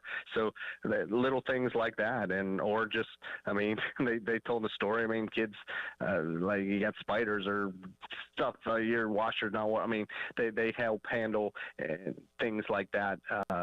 As well. It's a big undertaking for them, but their son Sims was one of the first was on that first team with the academy, and he just graduated from playing baseball. And yeah, so there's a lot. The sports staff it's grown. I think probably Corey would be the first to tell you he didn't know it would be grown like this, because when he started it, people told him he was crazy for doing it. He'll never get kids to buy in. There was some pushback early on from the Lexington County schools. I mean, they thought they were going to steal their players, come after their players, stuff like that. So it's definitely grown, and probably will continue to grow. And I think COVID helped. Like I said, parents are more comfortable now having their children take online classes and stuff before, where a few years ago before that they weren't, and it wasn't thought of back then.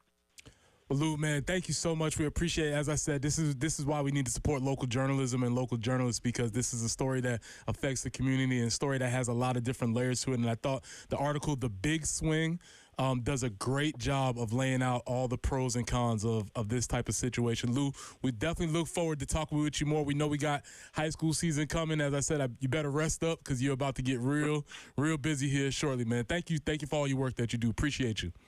Thanks, Preston and Bill. Have a good day. Yes, sir. Interesting article there, yeah.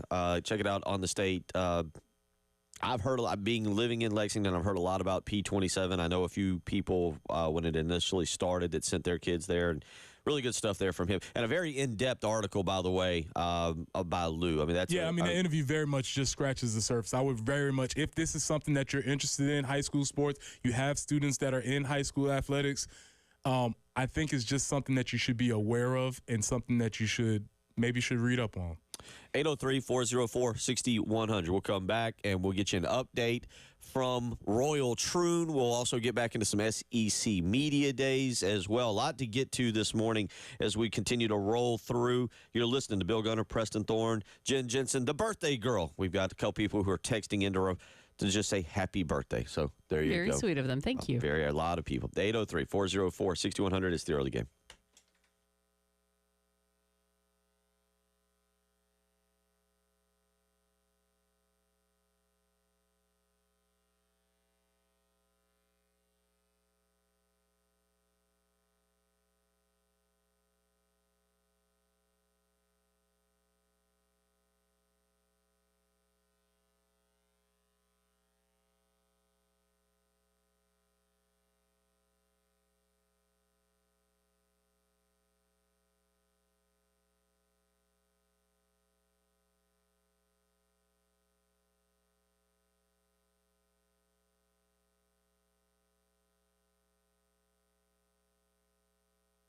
Bill Gunner for Mid-State Roofing, where they have been the proven leader in the roofing and waterproofing industry for nearly 30 years. It's their proven history that is your assurance that their professionals will provide the proper advice, service, and results to the needs of your facility. They'll do it in a manner that's both safe and pleasing to you. And whether it's a high-rise or a hospital, whether it's manufacturing or industrial, Mid-State Roofing designs and installs bonded systems with a protective guarantee that'll keep your operation dry and running long into the future. They'll do that 24 hours a day, 7 days a week. That's the great thing about Mid-State Roofing.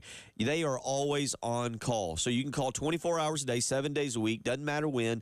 They are ready to help you, whether it's an on-call technician or a Mid-State Roofing employee. They'll help you with a maintenance contract. So make that phone call today, 803-356-1919. Again, it's 803-356-1919. If you've got a leak, let Mid-State Roofing take a peek.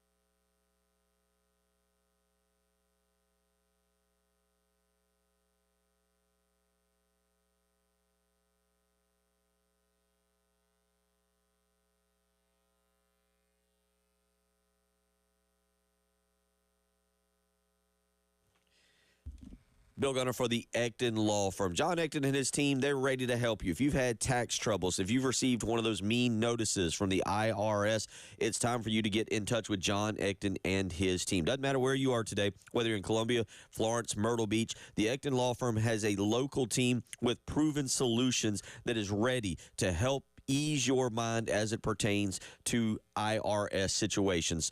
So go ahead. You get a free consultation. If you've received one of these mean notices, if you've been in a little bit of trouble with the IRS, if something's going on, whether it's business or personal taxes, the Ecton Law Firm is ready to help you today. You just need to give them a phone call. It all starts with a free consultation. That phone number, 803-771-9800. Again, that's 803-771-9800. Give the local team at John Ecton Law Firm a chance to help you and ease your peace of mind. That phone number again, 803-771-9800.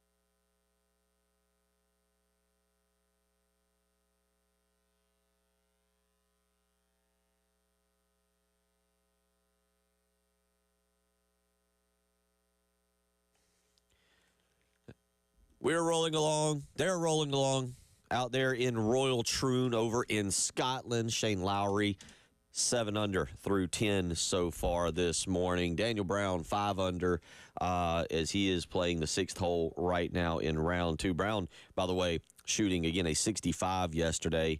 Alex Noren, 3 under as he has played 3 holes so far today. Justin Thomas still 3 under as well. Preston Thorne, he is set to tee off here in about 3 to 4 minutes, coming off a 68 yesterday. So we'll continue to watch that through the next hour and make that part of your weekend experience. We've also been talking football this morning, and Preston Thorne introduced me, maybe not a lot of y'all, but me, to the Talking Heads. Talking Heads, one of the greatest rock bands,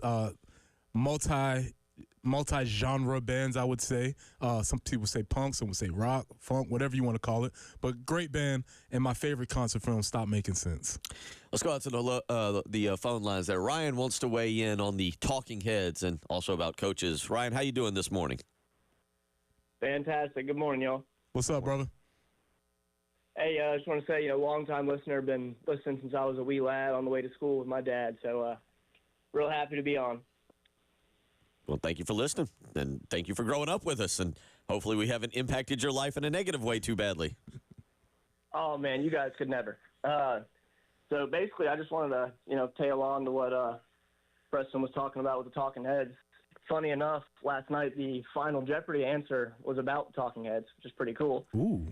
And they actually turned down $80 million to tour again. Now, you did talk about creative differences. I'll tie that into the Gamecocks. What do you think production-wise with the talent we have coming in, recruiting-wise with the offensive line? Do you think we'll have creative differences with Lonnie and Sean Elliott, even though Sean is, running the run game now? Sir, this is the A-plus call. Thank you so much for listening. You get the show. What an awesome call, way to tie it in. For $80 million, I would tour with my worst enemy. So that shows you how much they. Well, it's not $80 million per person. It doesn't matter. That shows you how much they dislike each other. This is one of my favorite things. It's something that we need to keep an eye on for the year, and we will never know because I don't fancy myself as an insider, and I honestly try to stay away from as much information as possible so I can give an unbiased opinion. But it is going to be interesting to see how these two coaches work together. Sean Elliott is a very strong personality.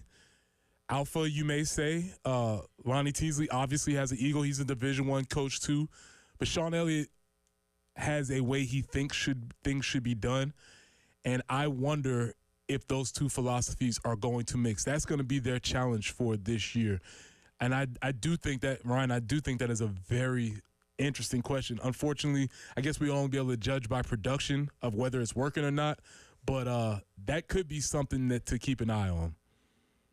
One of the things that I also noticed, a familiar name with the Gamecocks, Jemias Williams, a guy who's extremely undersized, was very productive through the run game that Sean had at Georgia State. Looking at our roster right now, we got a guy, Juju, who just might be as shifty and as fast as Jemias was. A little creativity from Sean in the run game and, the cohesion between him and Lonnie could really, really help our program and, maybe elevate a guy like Juju.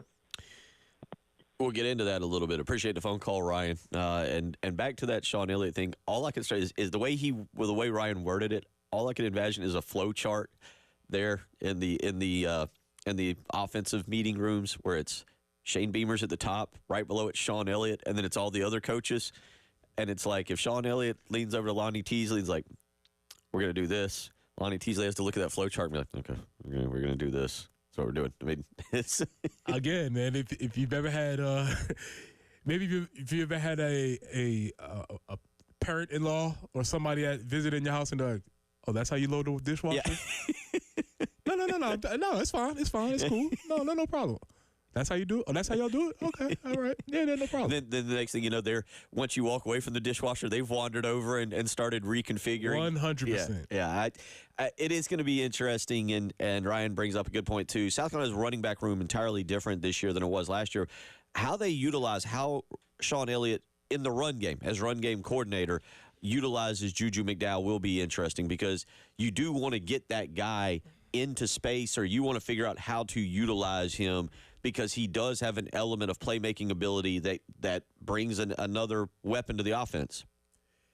Juju's somebody who we've forgotten about. He really is. Somebody who's been around for a long time. That too. Through injury. So we've sort of forgotten about him, and he does have the explosiveness to make plays. We've seen that on occasion. I'm not sure if they've ever really figured out how to utilize his particular skill set. That'll be up to Sean Elliott in terms of the run game, and we'll talk more about that. We'll get into some other stuff next hour. Mark Stoops giving all due respect to Texas A&M while also at the same time saying they pursued me very hard, and I had to give them the Heisman. Just stiff arm away. So we'll get into that a little bit, some more SEC talk as we wrap things up. You're listening to The Early Game.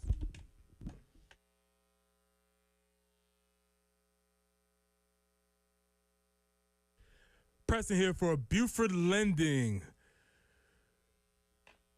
It's a true mortgage broker offering the widest variety of government mortgage programs and the best mortgage experience for clients through its state-of-the-art technology and record low interest rates. Since 1997, Benji and his team have served thousands of investors with their dreams of real estate investing. And Buford Lending specializes in DSCR loans and fix and flip financing. And Benji and his team have VA, FHA, and USDA government loan experts and offer competitive jumbo financing. Benji has helped over 8,000 families experience the dream of home ownership. So now's the time you shop your rate with Buford Lending. Call 843-524-2404. That's 843-524-2404.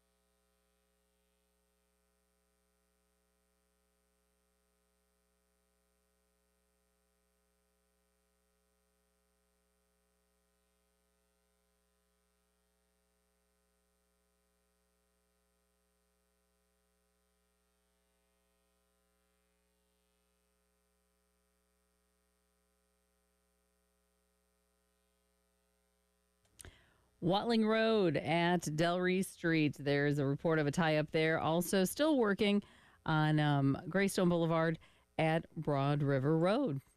And that forecast coming up, it's going to be pretty consistent. 90 today, 91 over the weekend. Scattered thunderstorms in the forecast for about the next week. And really, the temperature's just kind of hanging steady, 89, 90, 91. So just kind of a carbon copy for about a week or so as far as traffic goes, or as far as your weather goes. Right now, though, it's kind of nice. A little bit overcast, but sun is trying to peak out at 74 on the early game.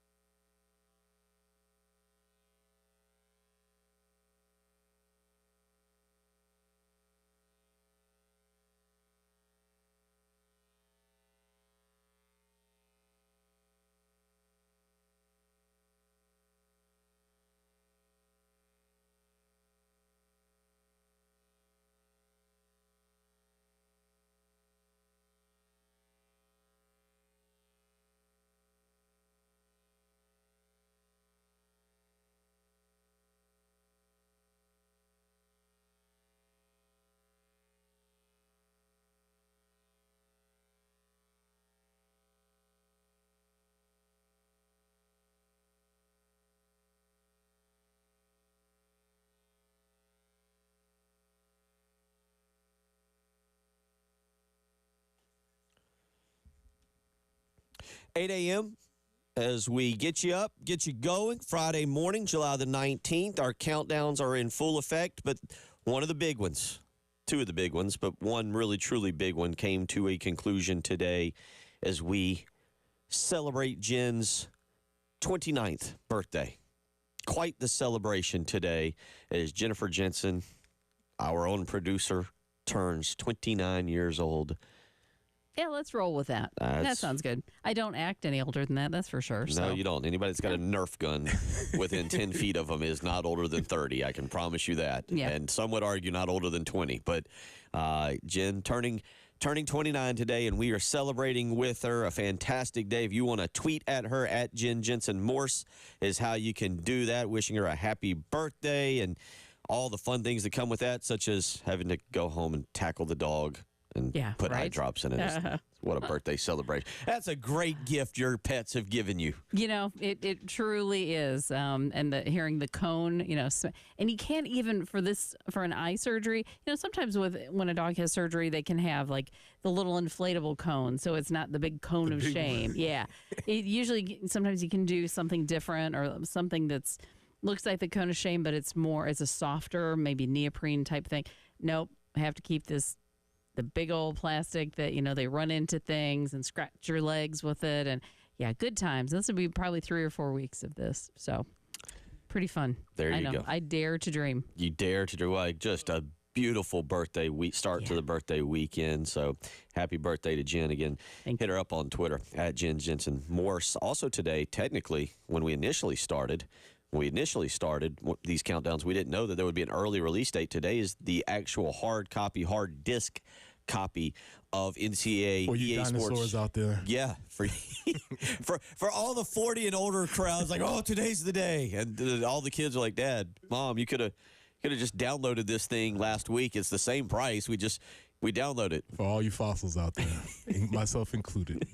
How did we get here? Right, right. So, how did this happen? You ask yourself, how do they download games? Yeah. You never know, man. And the crazy thing on this game is we talked about how in-depth it is the fact that it has so much data that it has to download. Austin's actually started on last Saturday, almost a week ago from it started downloading onto his system. You could go onto the PS5 and see it working its way through. And it's I will say, I'm going to get very involved in it this week, or this weekend. Son's coming back from the beach. He's already been texting me. He's excited to get home. Not to see you. Not at all. Okay. Not in the least. Clarifying. I will actually not see. I will see him for roughly for 2 hours this weekend. He's got a basketball game at 1 o'clock, so I will see him from 12:30 when I tell him to leave the house till 2:30 when we get back. Mm-hmm. And his room is going to be a disaster for everything. For anybody who's ever had a 12-year-old boy and knows how There will be cups, plates, brownie wrappers. Oh, man. My son's a little older than that, and occasionally we still go through that. Mm-hmm. Yeah, I think, yeah. He is not, he will just, there will be such an imprint in whatever he sits on, to do the gaming. I'm sure that he just won't move to the point where it's just going to be permanently embedded. Yeah. Yeah. Mm-hmm. You just brought up a core memory of me and my good friend James and his mother, rest in peace. But we would we just basically migrate from house to house until the parents got sick of us, and just go from this room playing games, and then when my parents got sick of us, we'll just go over to his house, eat that food, eat this food, and just Yeah. He will. Those are great memories. Yeah. It's gonna honestly, my house will be like a hotel room this week where he'll just set plates outside his door for me to walk by. Housekeeping? And you just go ahead and check on him. So that was the other part of our countdown. We also are counting down tomorrow. Where are we at today in the football countdown? Because I was going to say tomorrow, I believe, is so we're 6 weeks, I believe. Yes. So today we're 43 days until Old Dominion. So 6 weekends away tomorrow. Next Thursday will be the Birdies with Beamer golf tournament, where we will once again hear from Coach Beamer. We'll also hear from guys like Sean Elliott, from Lonnie Teasley, Clayton White. Now, I think I'm not sure if I'll be there. Do we ask Clayton White, is this a historical defense? Do we get the big question? Yeah, Coach. How many donuts this year? How many donuts? I don't know Clayton very well, but I'm sure every time one of his players says that, he just shrinks in his chair a little bit, like, "Come on, guys, he just please stop." Puts his head in his hand and is just like, "Guys, please." So that'll be next Thursday, and then as I kind of expect. We were roughly probably 2 weeks away from the start of August camp. So football really, really getting into full force. And, Preston, we looked at it earlier. 2 weeks from yesterday will actually be the first, I call it American, because if technically the Canadian Football League is getting going or is in full force right now up there. Maybe we'll get a Canadian Football League update. But 2 weeks from yesterday, the Chicago Bears and the Houston Texans in the Hall of Fame game. So as Preston said, get everything you want done right now. Get it out of the way. And like our guy Lane Kiffin, if you make a mistake, if you give a hot take, we'll call you out on it. Yeah, Lane was not playing with old Paulie. They definitely had a tight exchange. I'm not sure how would you describe the exchange that they had. Let's let you listen. This is Lane Kiffin, who's had just about enough of Paul Feinbaum and his bad takes. Here's Lane Kiffin. Yesterday, this was on the SEC Network early in the morning. This is Lane Kiffin sitting down with Paul Feinbaum and reminding Paul Feinbaum of some of his really bad takes. Then I'll steal your line, but I was going through deep depression over this incorrect guilt that you tried to lay on me, which preceded that move. Had something to do with Southern California. Oh, yeah. When you got me fired at USC, I got myself fired at USC, but you didn't help. It's a better story if I got you fired. You really did. Because it is a true story that the athletic director and the president were on that trip.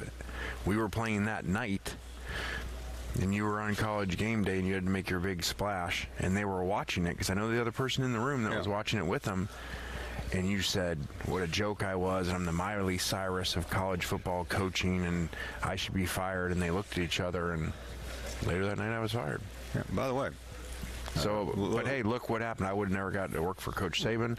All these other things wouldn't happen. So I appreciate you for helping getting me fired. Thank you. Look at what you're doing today. You're predicted to go to the playoffs. And look at Miley Cyrus.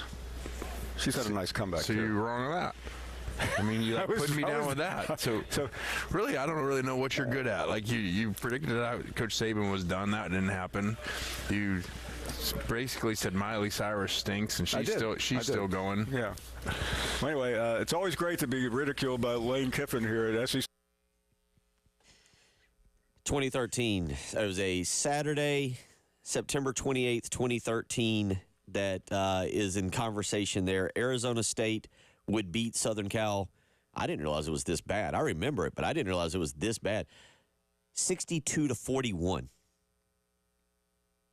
To which, upon arriving back at the Los Angeles International Airport, I believe, on the tarmac, Pat Hayden and other members of the Southern Cal administration, who apparently had been just watching Game Day all day, promptly told Lane Kiffin he did not need to show up to work. His key card would not work the next day. Good game of Would You Rather, Bill. Would you rather your team lose 62-21? 41. 62-41, 41. Yes. 62-41 or 21-0. Would you rather? 404-6100. Would you rather your team lose 62-41 or 21-0? Let me just tell you also, in this situation, it was Tough one. going into the fourth quarter, it was 48-21. Took 20 points from Southern Cal in the fourth quarter to it was 48-21. This was a beating. Listen, you lost by 21. Either way, what would you rather do? 62-41 or 21-0? I'm curious. Which one would you prefer? Makes me feel better when I've scored 41 points. At least I'm like, I don't know. Also, if you listen to that, you could tell Lane has done some work on himself because he accepted responsibility. He said, "No, I got myself fired." So Lane's been doing some deep interpersonal reflection on himself. I thought that was very, very neat before he fired back at Paul. It's an interesting exchange. good way to actually end the week is Lane Kiffin and Paul Feinbaum kind of go at it yesterday. As I was watching last night, watching some of the replay of it just late yesterday afternoon, Feinbaum kind of wrapping things up and talking about some of those, that was brought up as well.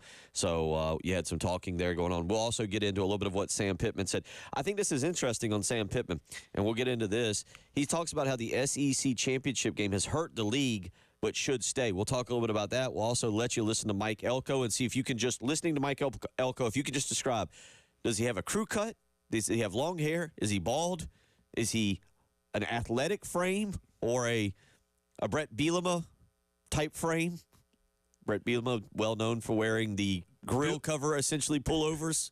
Bill, you're revealing your bias here because Brett Bielema does have an athletic frame. It just depends on what position you're playing. Yeah. Nicely done. Yeah. All right. We'll get into all that. A lot to get to this Preston morning. is very glass half full. There you go. We'll even maybe let you listen to a little bit of Hugh Freeze describe the improvements of Peyton Thorne. My guy. Yeah.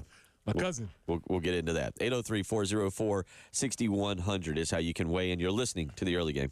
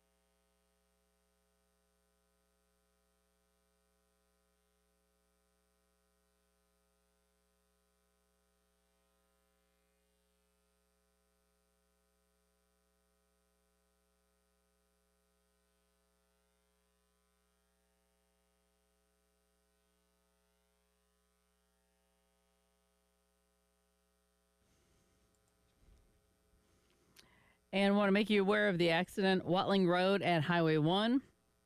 Also, Greystone Boulevard at Broad River Road getting cleaned up, and I-26 eastbound just before exit 101. We have an accident coming into Columbia. And your forecast, say it with me, 90 today, 91 tomorrow and Sunday. Scattered thunderstorms each and every day, and that's pretty much all we're going to see until probably next weekend. So you kind of know what to expect. It is the summertime. We expect those afternoon and evening storms. Right now, though, it's 74, a little bit overcast on 107.5 The Game.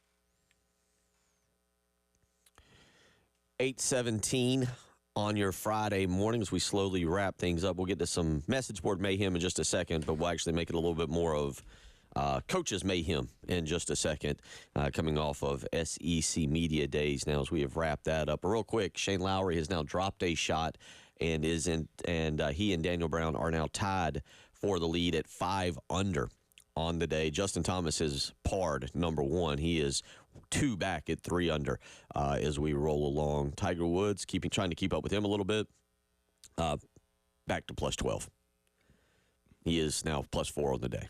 And he is at 14, barring a miraculous finish. It will be his 14th consecutive round in a major championship over par. But, you know, he's over, he's plus. He's a positive kind of guy, right? See, we're trying to change his image. Sure. I'm trying to help him out here. Sure. Yeah. Look, I think fans like Tiger now because he's human. Yeah. And now when he plays, he reminds us more of us than he used to when he was dominant. Ooh. But I don't know if the golf world, John Rahm, Bryson DeChambeau, I'm sure they respect him.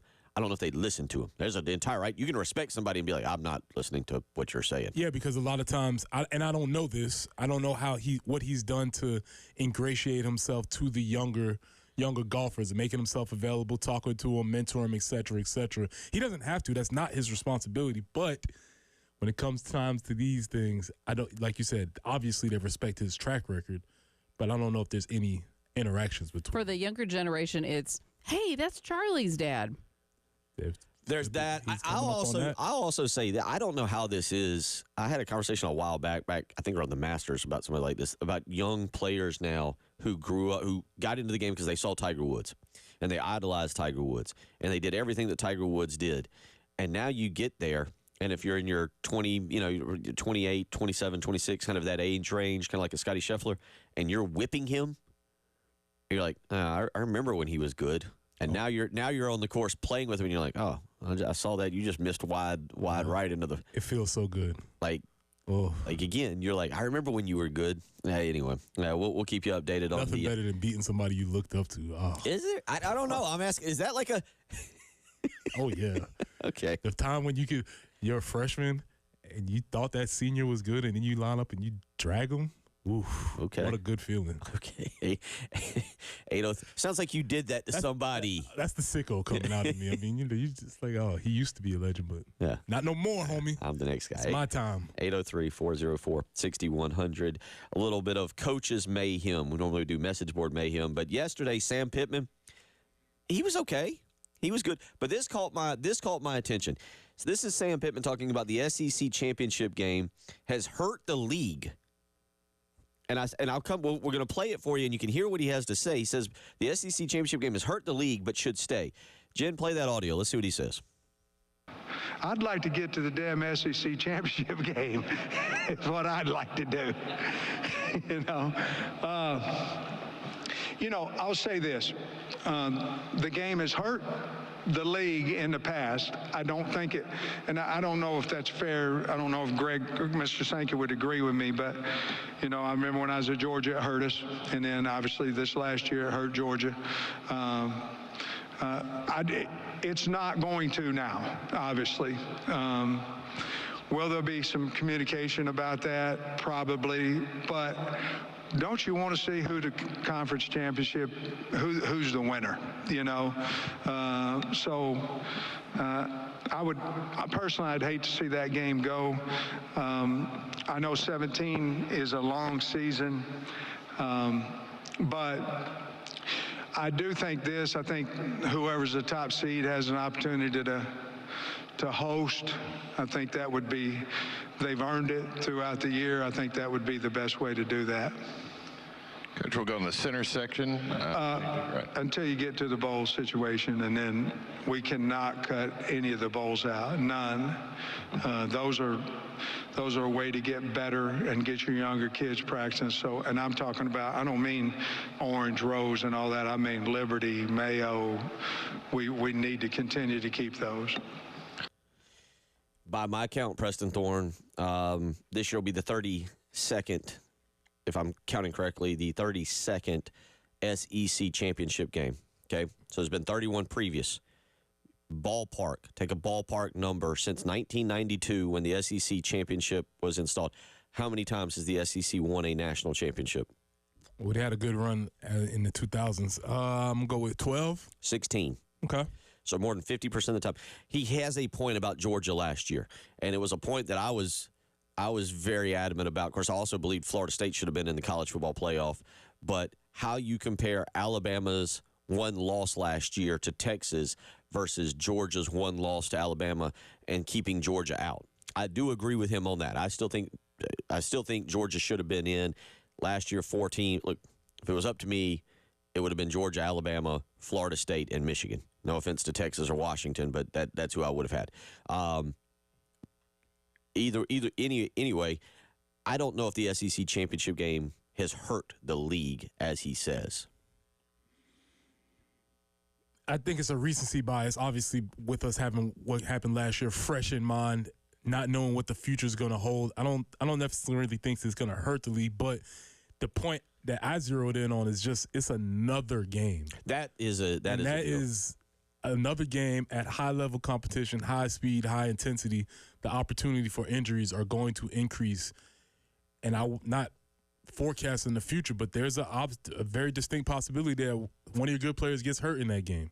And then how do you look moving forward into the playoffs? Even, let's say if it's significant enough that the bye week doesn't even matter. You know, they get significantly hurt, because that's a possibility, right, playing in that type of game. So I'm just so concerned about the amount of games, the workload for the players from a physical aspect, but even if we're just talking from a straight up strategical aspect, it is an extra load that they have to carry. I don't think you do away with this and just crown a champion at the end of the regular season. I don't think you do away. It makes too much money, and honestly, I'm just kind of spitballing here. They will never get rid. I can't envision a scenario where they get rid of the SEC championship game. Too much of a moneymaker, too much of a sell to ABC or Disney, or ABC is going to host it now, not CBS. But it is an interesting concept. That game will now be played for the right to get a bye. That's what that game is going to mean. Obviously, you're going to get the SEC championship trophy, and that's really cool, and you can come back and you can really celebrate that. That game now is for playing for a top 4 seed. The loser is still going to be in the college football playoff. The loser of that game will just fall to hosting, likely hosting a first-round game. So there is going to still be some importance as it pertains to the SEC championship.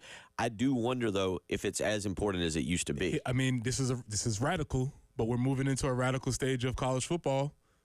The easy idea is put some money on it.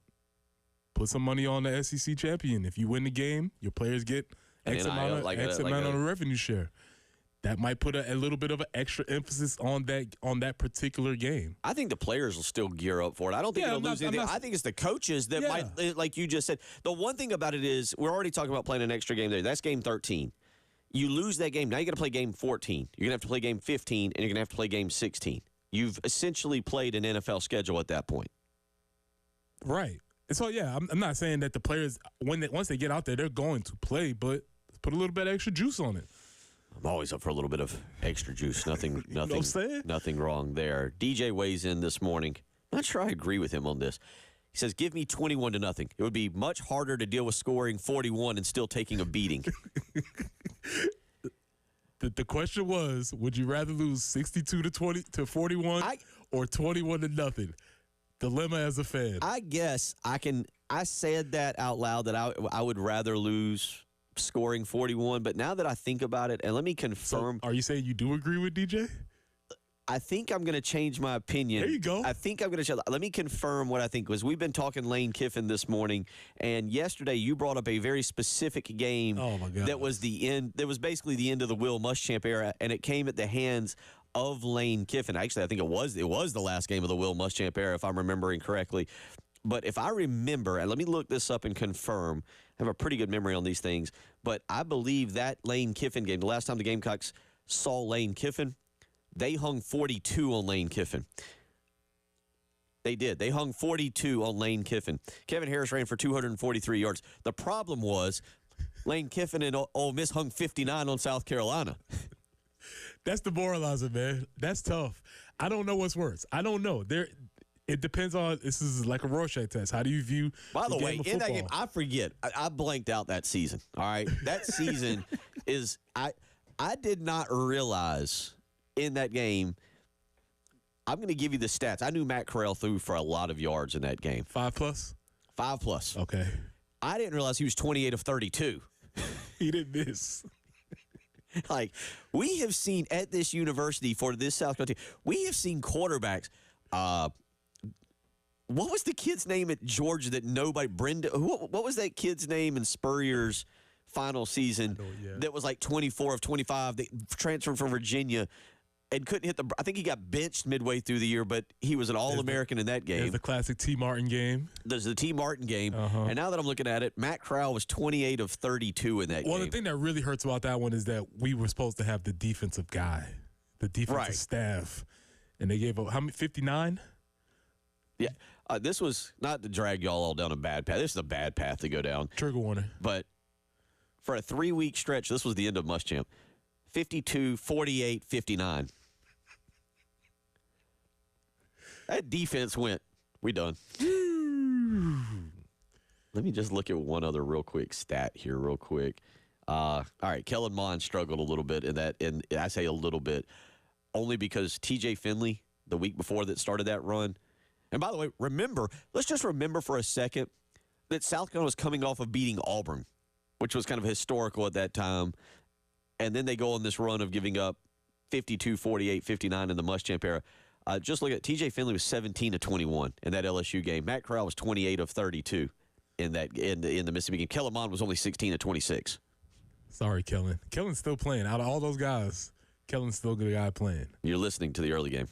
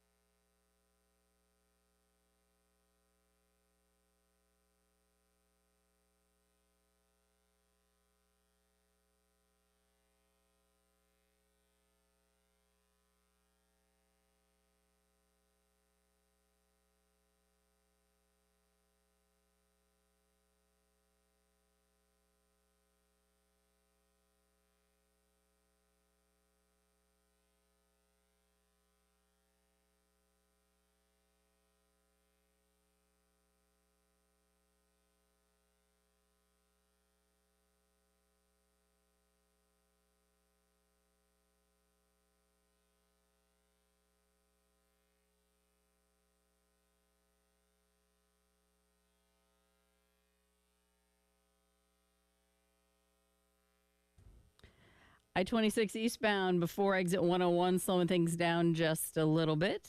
And still working to get things cleared up Watling Road at Highway 1. So you probably have heard this by now, but we're going to have rain in the forecast for about the next week. 90 today, 91 tomorrow and Sunday, and pretty much staying in that temperature range through the next week. And afternoon and evening thunderstorms are in the forecast every day. No guarantee, but there's always a chance for them. But right now it's kind of overcast. The sun's been trying to kind of peek in and out, and it's holding steady at about 74 on the early game.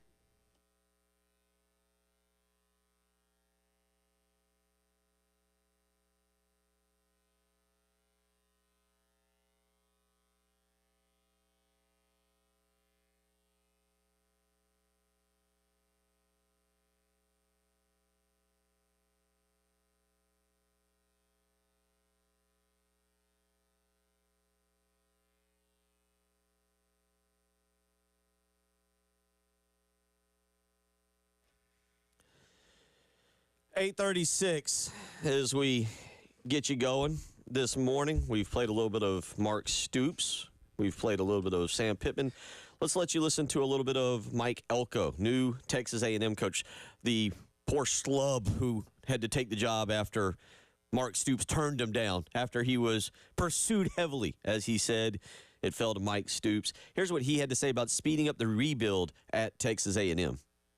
I think in this era of college football, you better speed that process up. I don't think this is a very patient era. I don't think you come to a school like Texas A&M that has the ability to do what we're capable of doing, and you want to talk about building for a future, but I think you got to be careful that you don't skip steps along the way. I think you've got to establish a culture. You got to establish identity. You got to establish a way that you want to play football, and I'm excited because I think our kids have embraced that. I think they've bought into what we want to be about. They've embraced the direction we want to go, and I'm really, really happy with the progress we've made in my first 7 months on the job, and now we've got to go finish that and be successful this fall. All right. What do you envision him looking like after? I had no idea what he looked like, seriously. And then when I can only cheat this game because they just showed a picture of him up on the SEC network. He was talking. But if they had not shown this picture, and honestly, I saw a picture of him, he's pretty non-distinct as a person, which might describe his coaching style. Very good coach, but pretty non-distinct. I don't think it's going to be this year. I'll say this. South Carolina needs to win that game. There's two massive ones. Obviously, as we get inside of 6 weeks toward the start of college football season, and there'll be that day where we get all sporty sports talk. I just saw, we're sitting here watching the SEC Network. They had a major sporty sports talk. Who's under more pressure? Kalen DeBoer, Steve Sarkisian. Yeah, it was all sporty sports talk right there. With that being said, if you want to have a very serious discussion on the scheduling for South Carolina this year, Kentucky obviously is massive. You cannot start. I'm with Brad Crawford. You cannot start 0-2 in conference play. Cannot start 0-2. So if you lose that Kentucky game, you have to win LSU. That Texas A&M game kicks off a November where South Carolina will likely be fighting for bowl eligibility. And in that month of November, you've got two that you should definitely win. Wofford and Vanderbilt. You've got two. Well, you've got one, by what we know, one in Texas A&M that I think is a legit toss-up. And then you got Missouri. And I don't know where you want to put Missouri right now. It just doesn't feel like Missouri should be that far ahead of South Carolina. It just doesn't feel like it. Yes. Despite what the preseason prognostications are going to be and so forth and so on. And then you got Clemson. That Texas A&M game will occur for South Carolina coming off of a bye week. I will almost circle that one as the most important game of the season going into the month of October, into the month of November. That game will be played November the 2nd. I forget. I know they've already put out. The like where the game's going to be, like early, mid, late, whatever it is. I forget where that game is slotted in terms of the 3 time slots. That one is a monster game for South Carolina because if you're just looking at it, South Carolina likely, in my opinion, is sitting somewhere around 3 to 4 wins at that time going into that 5-game stretch. If you beat Old Dominion, you beat Kentucky, and you beat Akron, can you get one of LSU, Ole Miss, Alabama, and Oklahoma to get you to 4 wins? Can you get 2 of them to get to 5? But I think it's likely South Carolina sitting somewhere around 3 to 4 wins at that point. You get that game. If you're sitting at 3, you get A&M, you get Vanderbilt, and you get Wofford. That puts you at 6. There's your bowl scenario that we've talked about. And we're good. We've satisfied the expectations.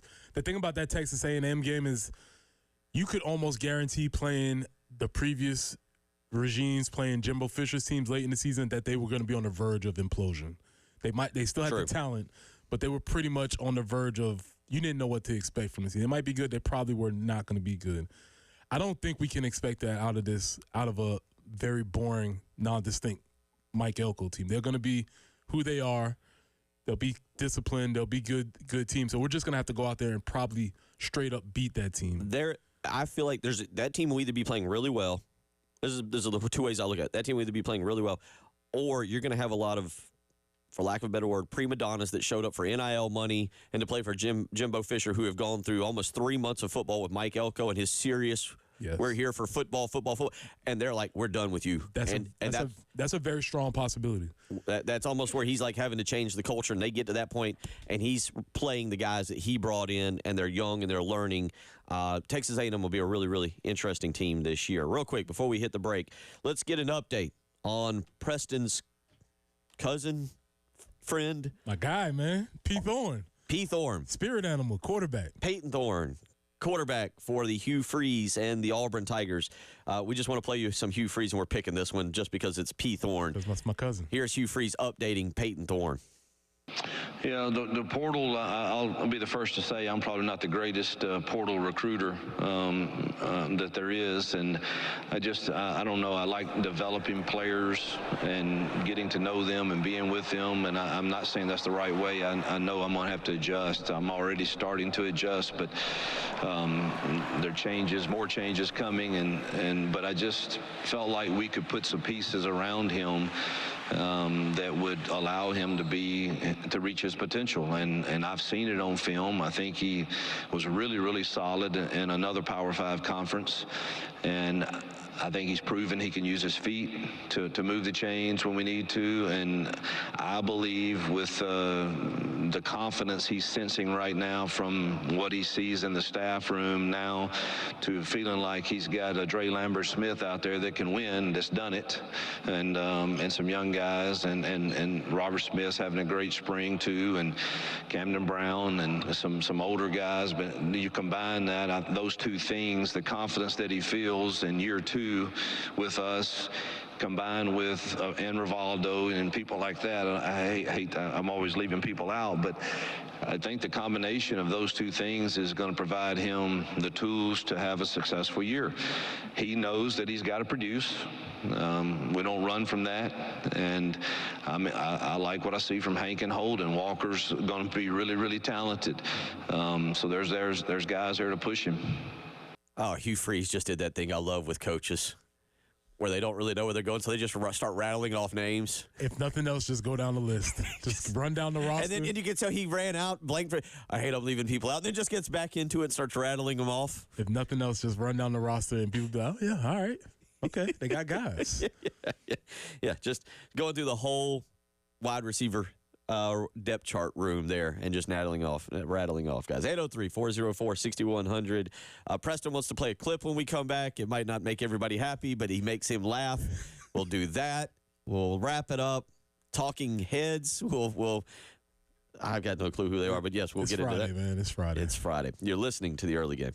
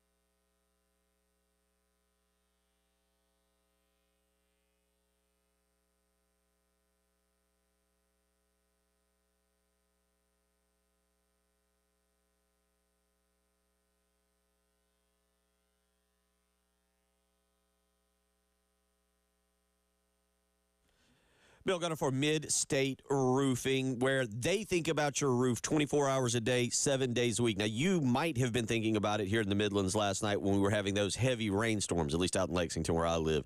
That might have been the time you were thinking, oh, heavy rain. I wonder if I've got a leak. But you know what? Mid-State Roofing thinks about it 24 hours a day, 7 days a week. They are always ready to handle any issues that you may have pop up. And that's why they either have an on-call technician or a Mid-State Roofing employee ready to take your phone call and help you with a maintenance contract. So give them a phone call today, 803-356-1919. Again, that's 803-356-1919. From high-rises to hospitals, manufacturing to industrial, Mid-State Roofing designs and installs bonded systems with a protective guarantee that will keep your operation dry and running. Keywords there, dry and running. Contact Mid-State Roofing today, 803-356-1919. Tell them Bill Gunner sent you.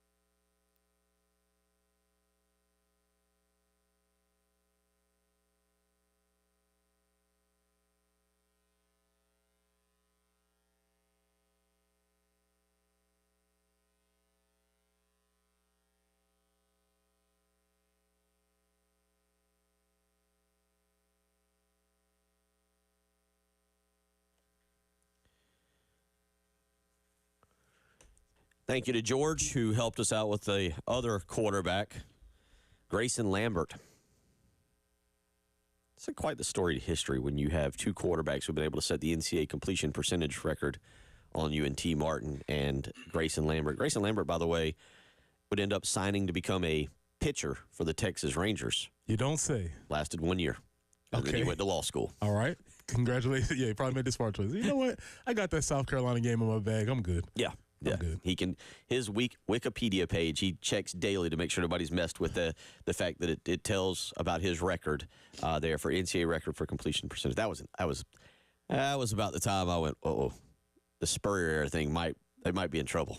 Might be in a bit of a mess. You've got another one that makes you giggle from a quarterback having a monster day. I didn't realize he was having that monster day, and the layers keep unfolding about this particular clip.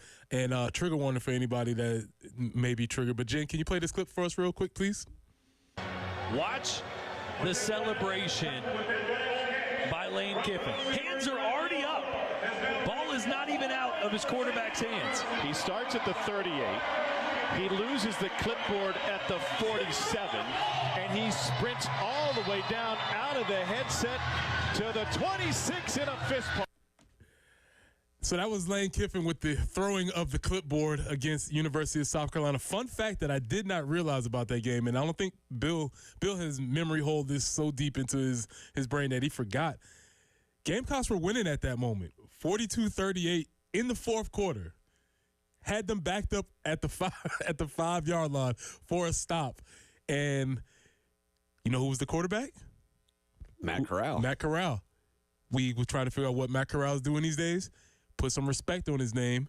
2-time UFL champion Matt Corral for the Birmingham Stallions, coached by Skip Holtz. Wait, when did he end up at? Put some respect on his name. So he's a UFL champion, Matt Corral. So maybe you don't feel so bad because, you know, if a champion goes 28 for 32, then maybe it was just meant to be. But another, maybe a memory hold fact on this, you know who was playing safety for the Gamecocks that game, who blew that coverage? McQuamu? No. It's not a safety that's still here. Shiloh Sanders. Oh. Oh. Shiloh Sanders with the blown coverage.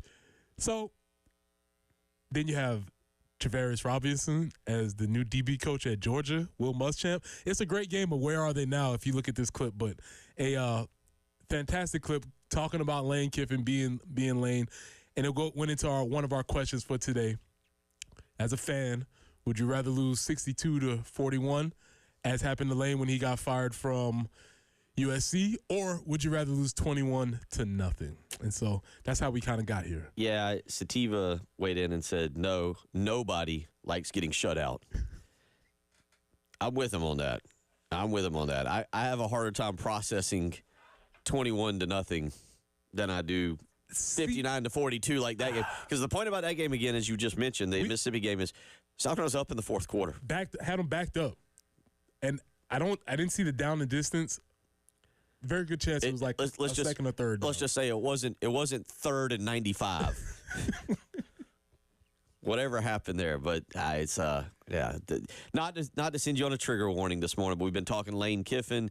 We've been somehow went down a path of quarterbacks in the past that have gotten into South Carolina pretty good. UFL champion Matt Corral. I hate to say that I've lost track of him so badly. I was shocked to learn just a second ago that he only spent one season with the Panthers. I thought they brought him back last year. No, that's double trigger warning if you're a Panther fan. It just shows that quarterback room was absolutely atrocious. And I hate to say this but he was drafted in the third round. Yes. Like they wasted a third round pick. You need to kind of have a third round pick doesn't stick around for 1 year. Well, you know who else was in that quarterback room? Sam Darnold. So the conversation they were going into is who's going to be the starting quarterback this year, Sam Darnold or Matt Corral? Don't forget Baker Mayfield. Baker Mayfield was around for some of that. Yeah. Ooh. Yeah. But real quick, by the way, that particular game, Jeff Lebby was the offensive coordinator for Lane Kiffin. So now another coach there in the SEC. Jeff Lebby was the offensive coordinator there under. I believe Lebby, without knowing this 100%, I feel like Lebby is a brother-in-law or something there to Lane Kiffin. Okay. I feel like I could be wrong on that. I might be misplaced. I might be thinking of somebody else. But been a lot of fun this week. SEC Media Days now at a wrap. We will get back into everything next week and start getting ready again. Next Thursday, Shane Beamer will speak at his Birdies with Beamer golf tournament. We'll hear more from Coach and as he gets ready for the season. I believe it's likely on that day he'll tell us when fall camp begins because I believe fall camp likely to start within the next 2 weeks. Quick update from the Open in Royal Troon. Daniel Brown has now bogeyed. He is at -4. Shane Lowry still in the lead, and Justin Thomas also with a bogey on number 2. And if you're just keeping track, just to keep track, Tiger Woods, another bogey. He is now 5 over for the day, 13 over for the tournament. Not in contention for the cut, just in case you're keeping track. It's been a lot of fun this week. Good week this week. Good week. We're starting to turn the page. Listen to some talking heads, I guess, this weekend. If you want to feel good, if you want to be happy, it'll be a good move. Have a good weekend. We'll talk to you Monday. And happy birthday.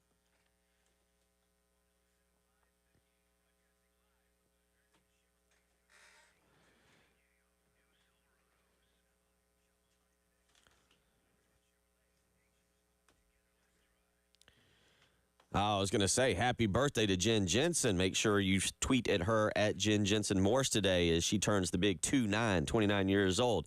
Let me tell you a little bit about Zerust Carpet and Air Duct Cleaning. It's officially summer break. I know you're wrapping it up. You don't want to spend time cleaning your house. You don't have to vacuum or clean out the air ducts. You don't want to have to wipe down the upholstery or area rugs. Right now, Zerust will do all of that, and they'll take 15% off. That's right. All cleaning services, 15% off when you give them a phone call and you mention me, Bill Gunner, at 107.5 The Game.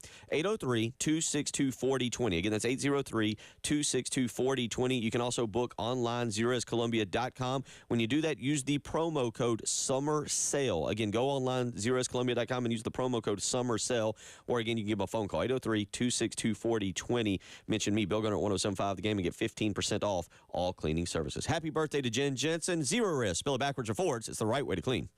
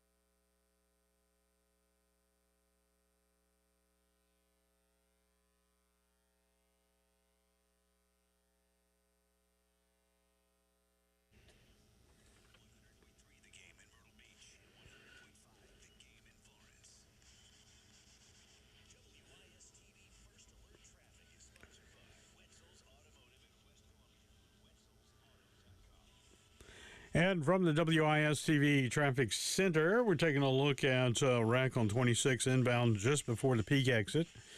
Also, some junk in the roadway. I don't know why that's always the case here. Old Barnwell Road near South Lake Drive at Frank Street. So look out for that. Also, Watling Road at number 1, Augusta Road. A wreck there as well. Weather outlook for today. 90 for a high, scattered thunderstorms, 60% chance.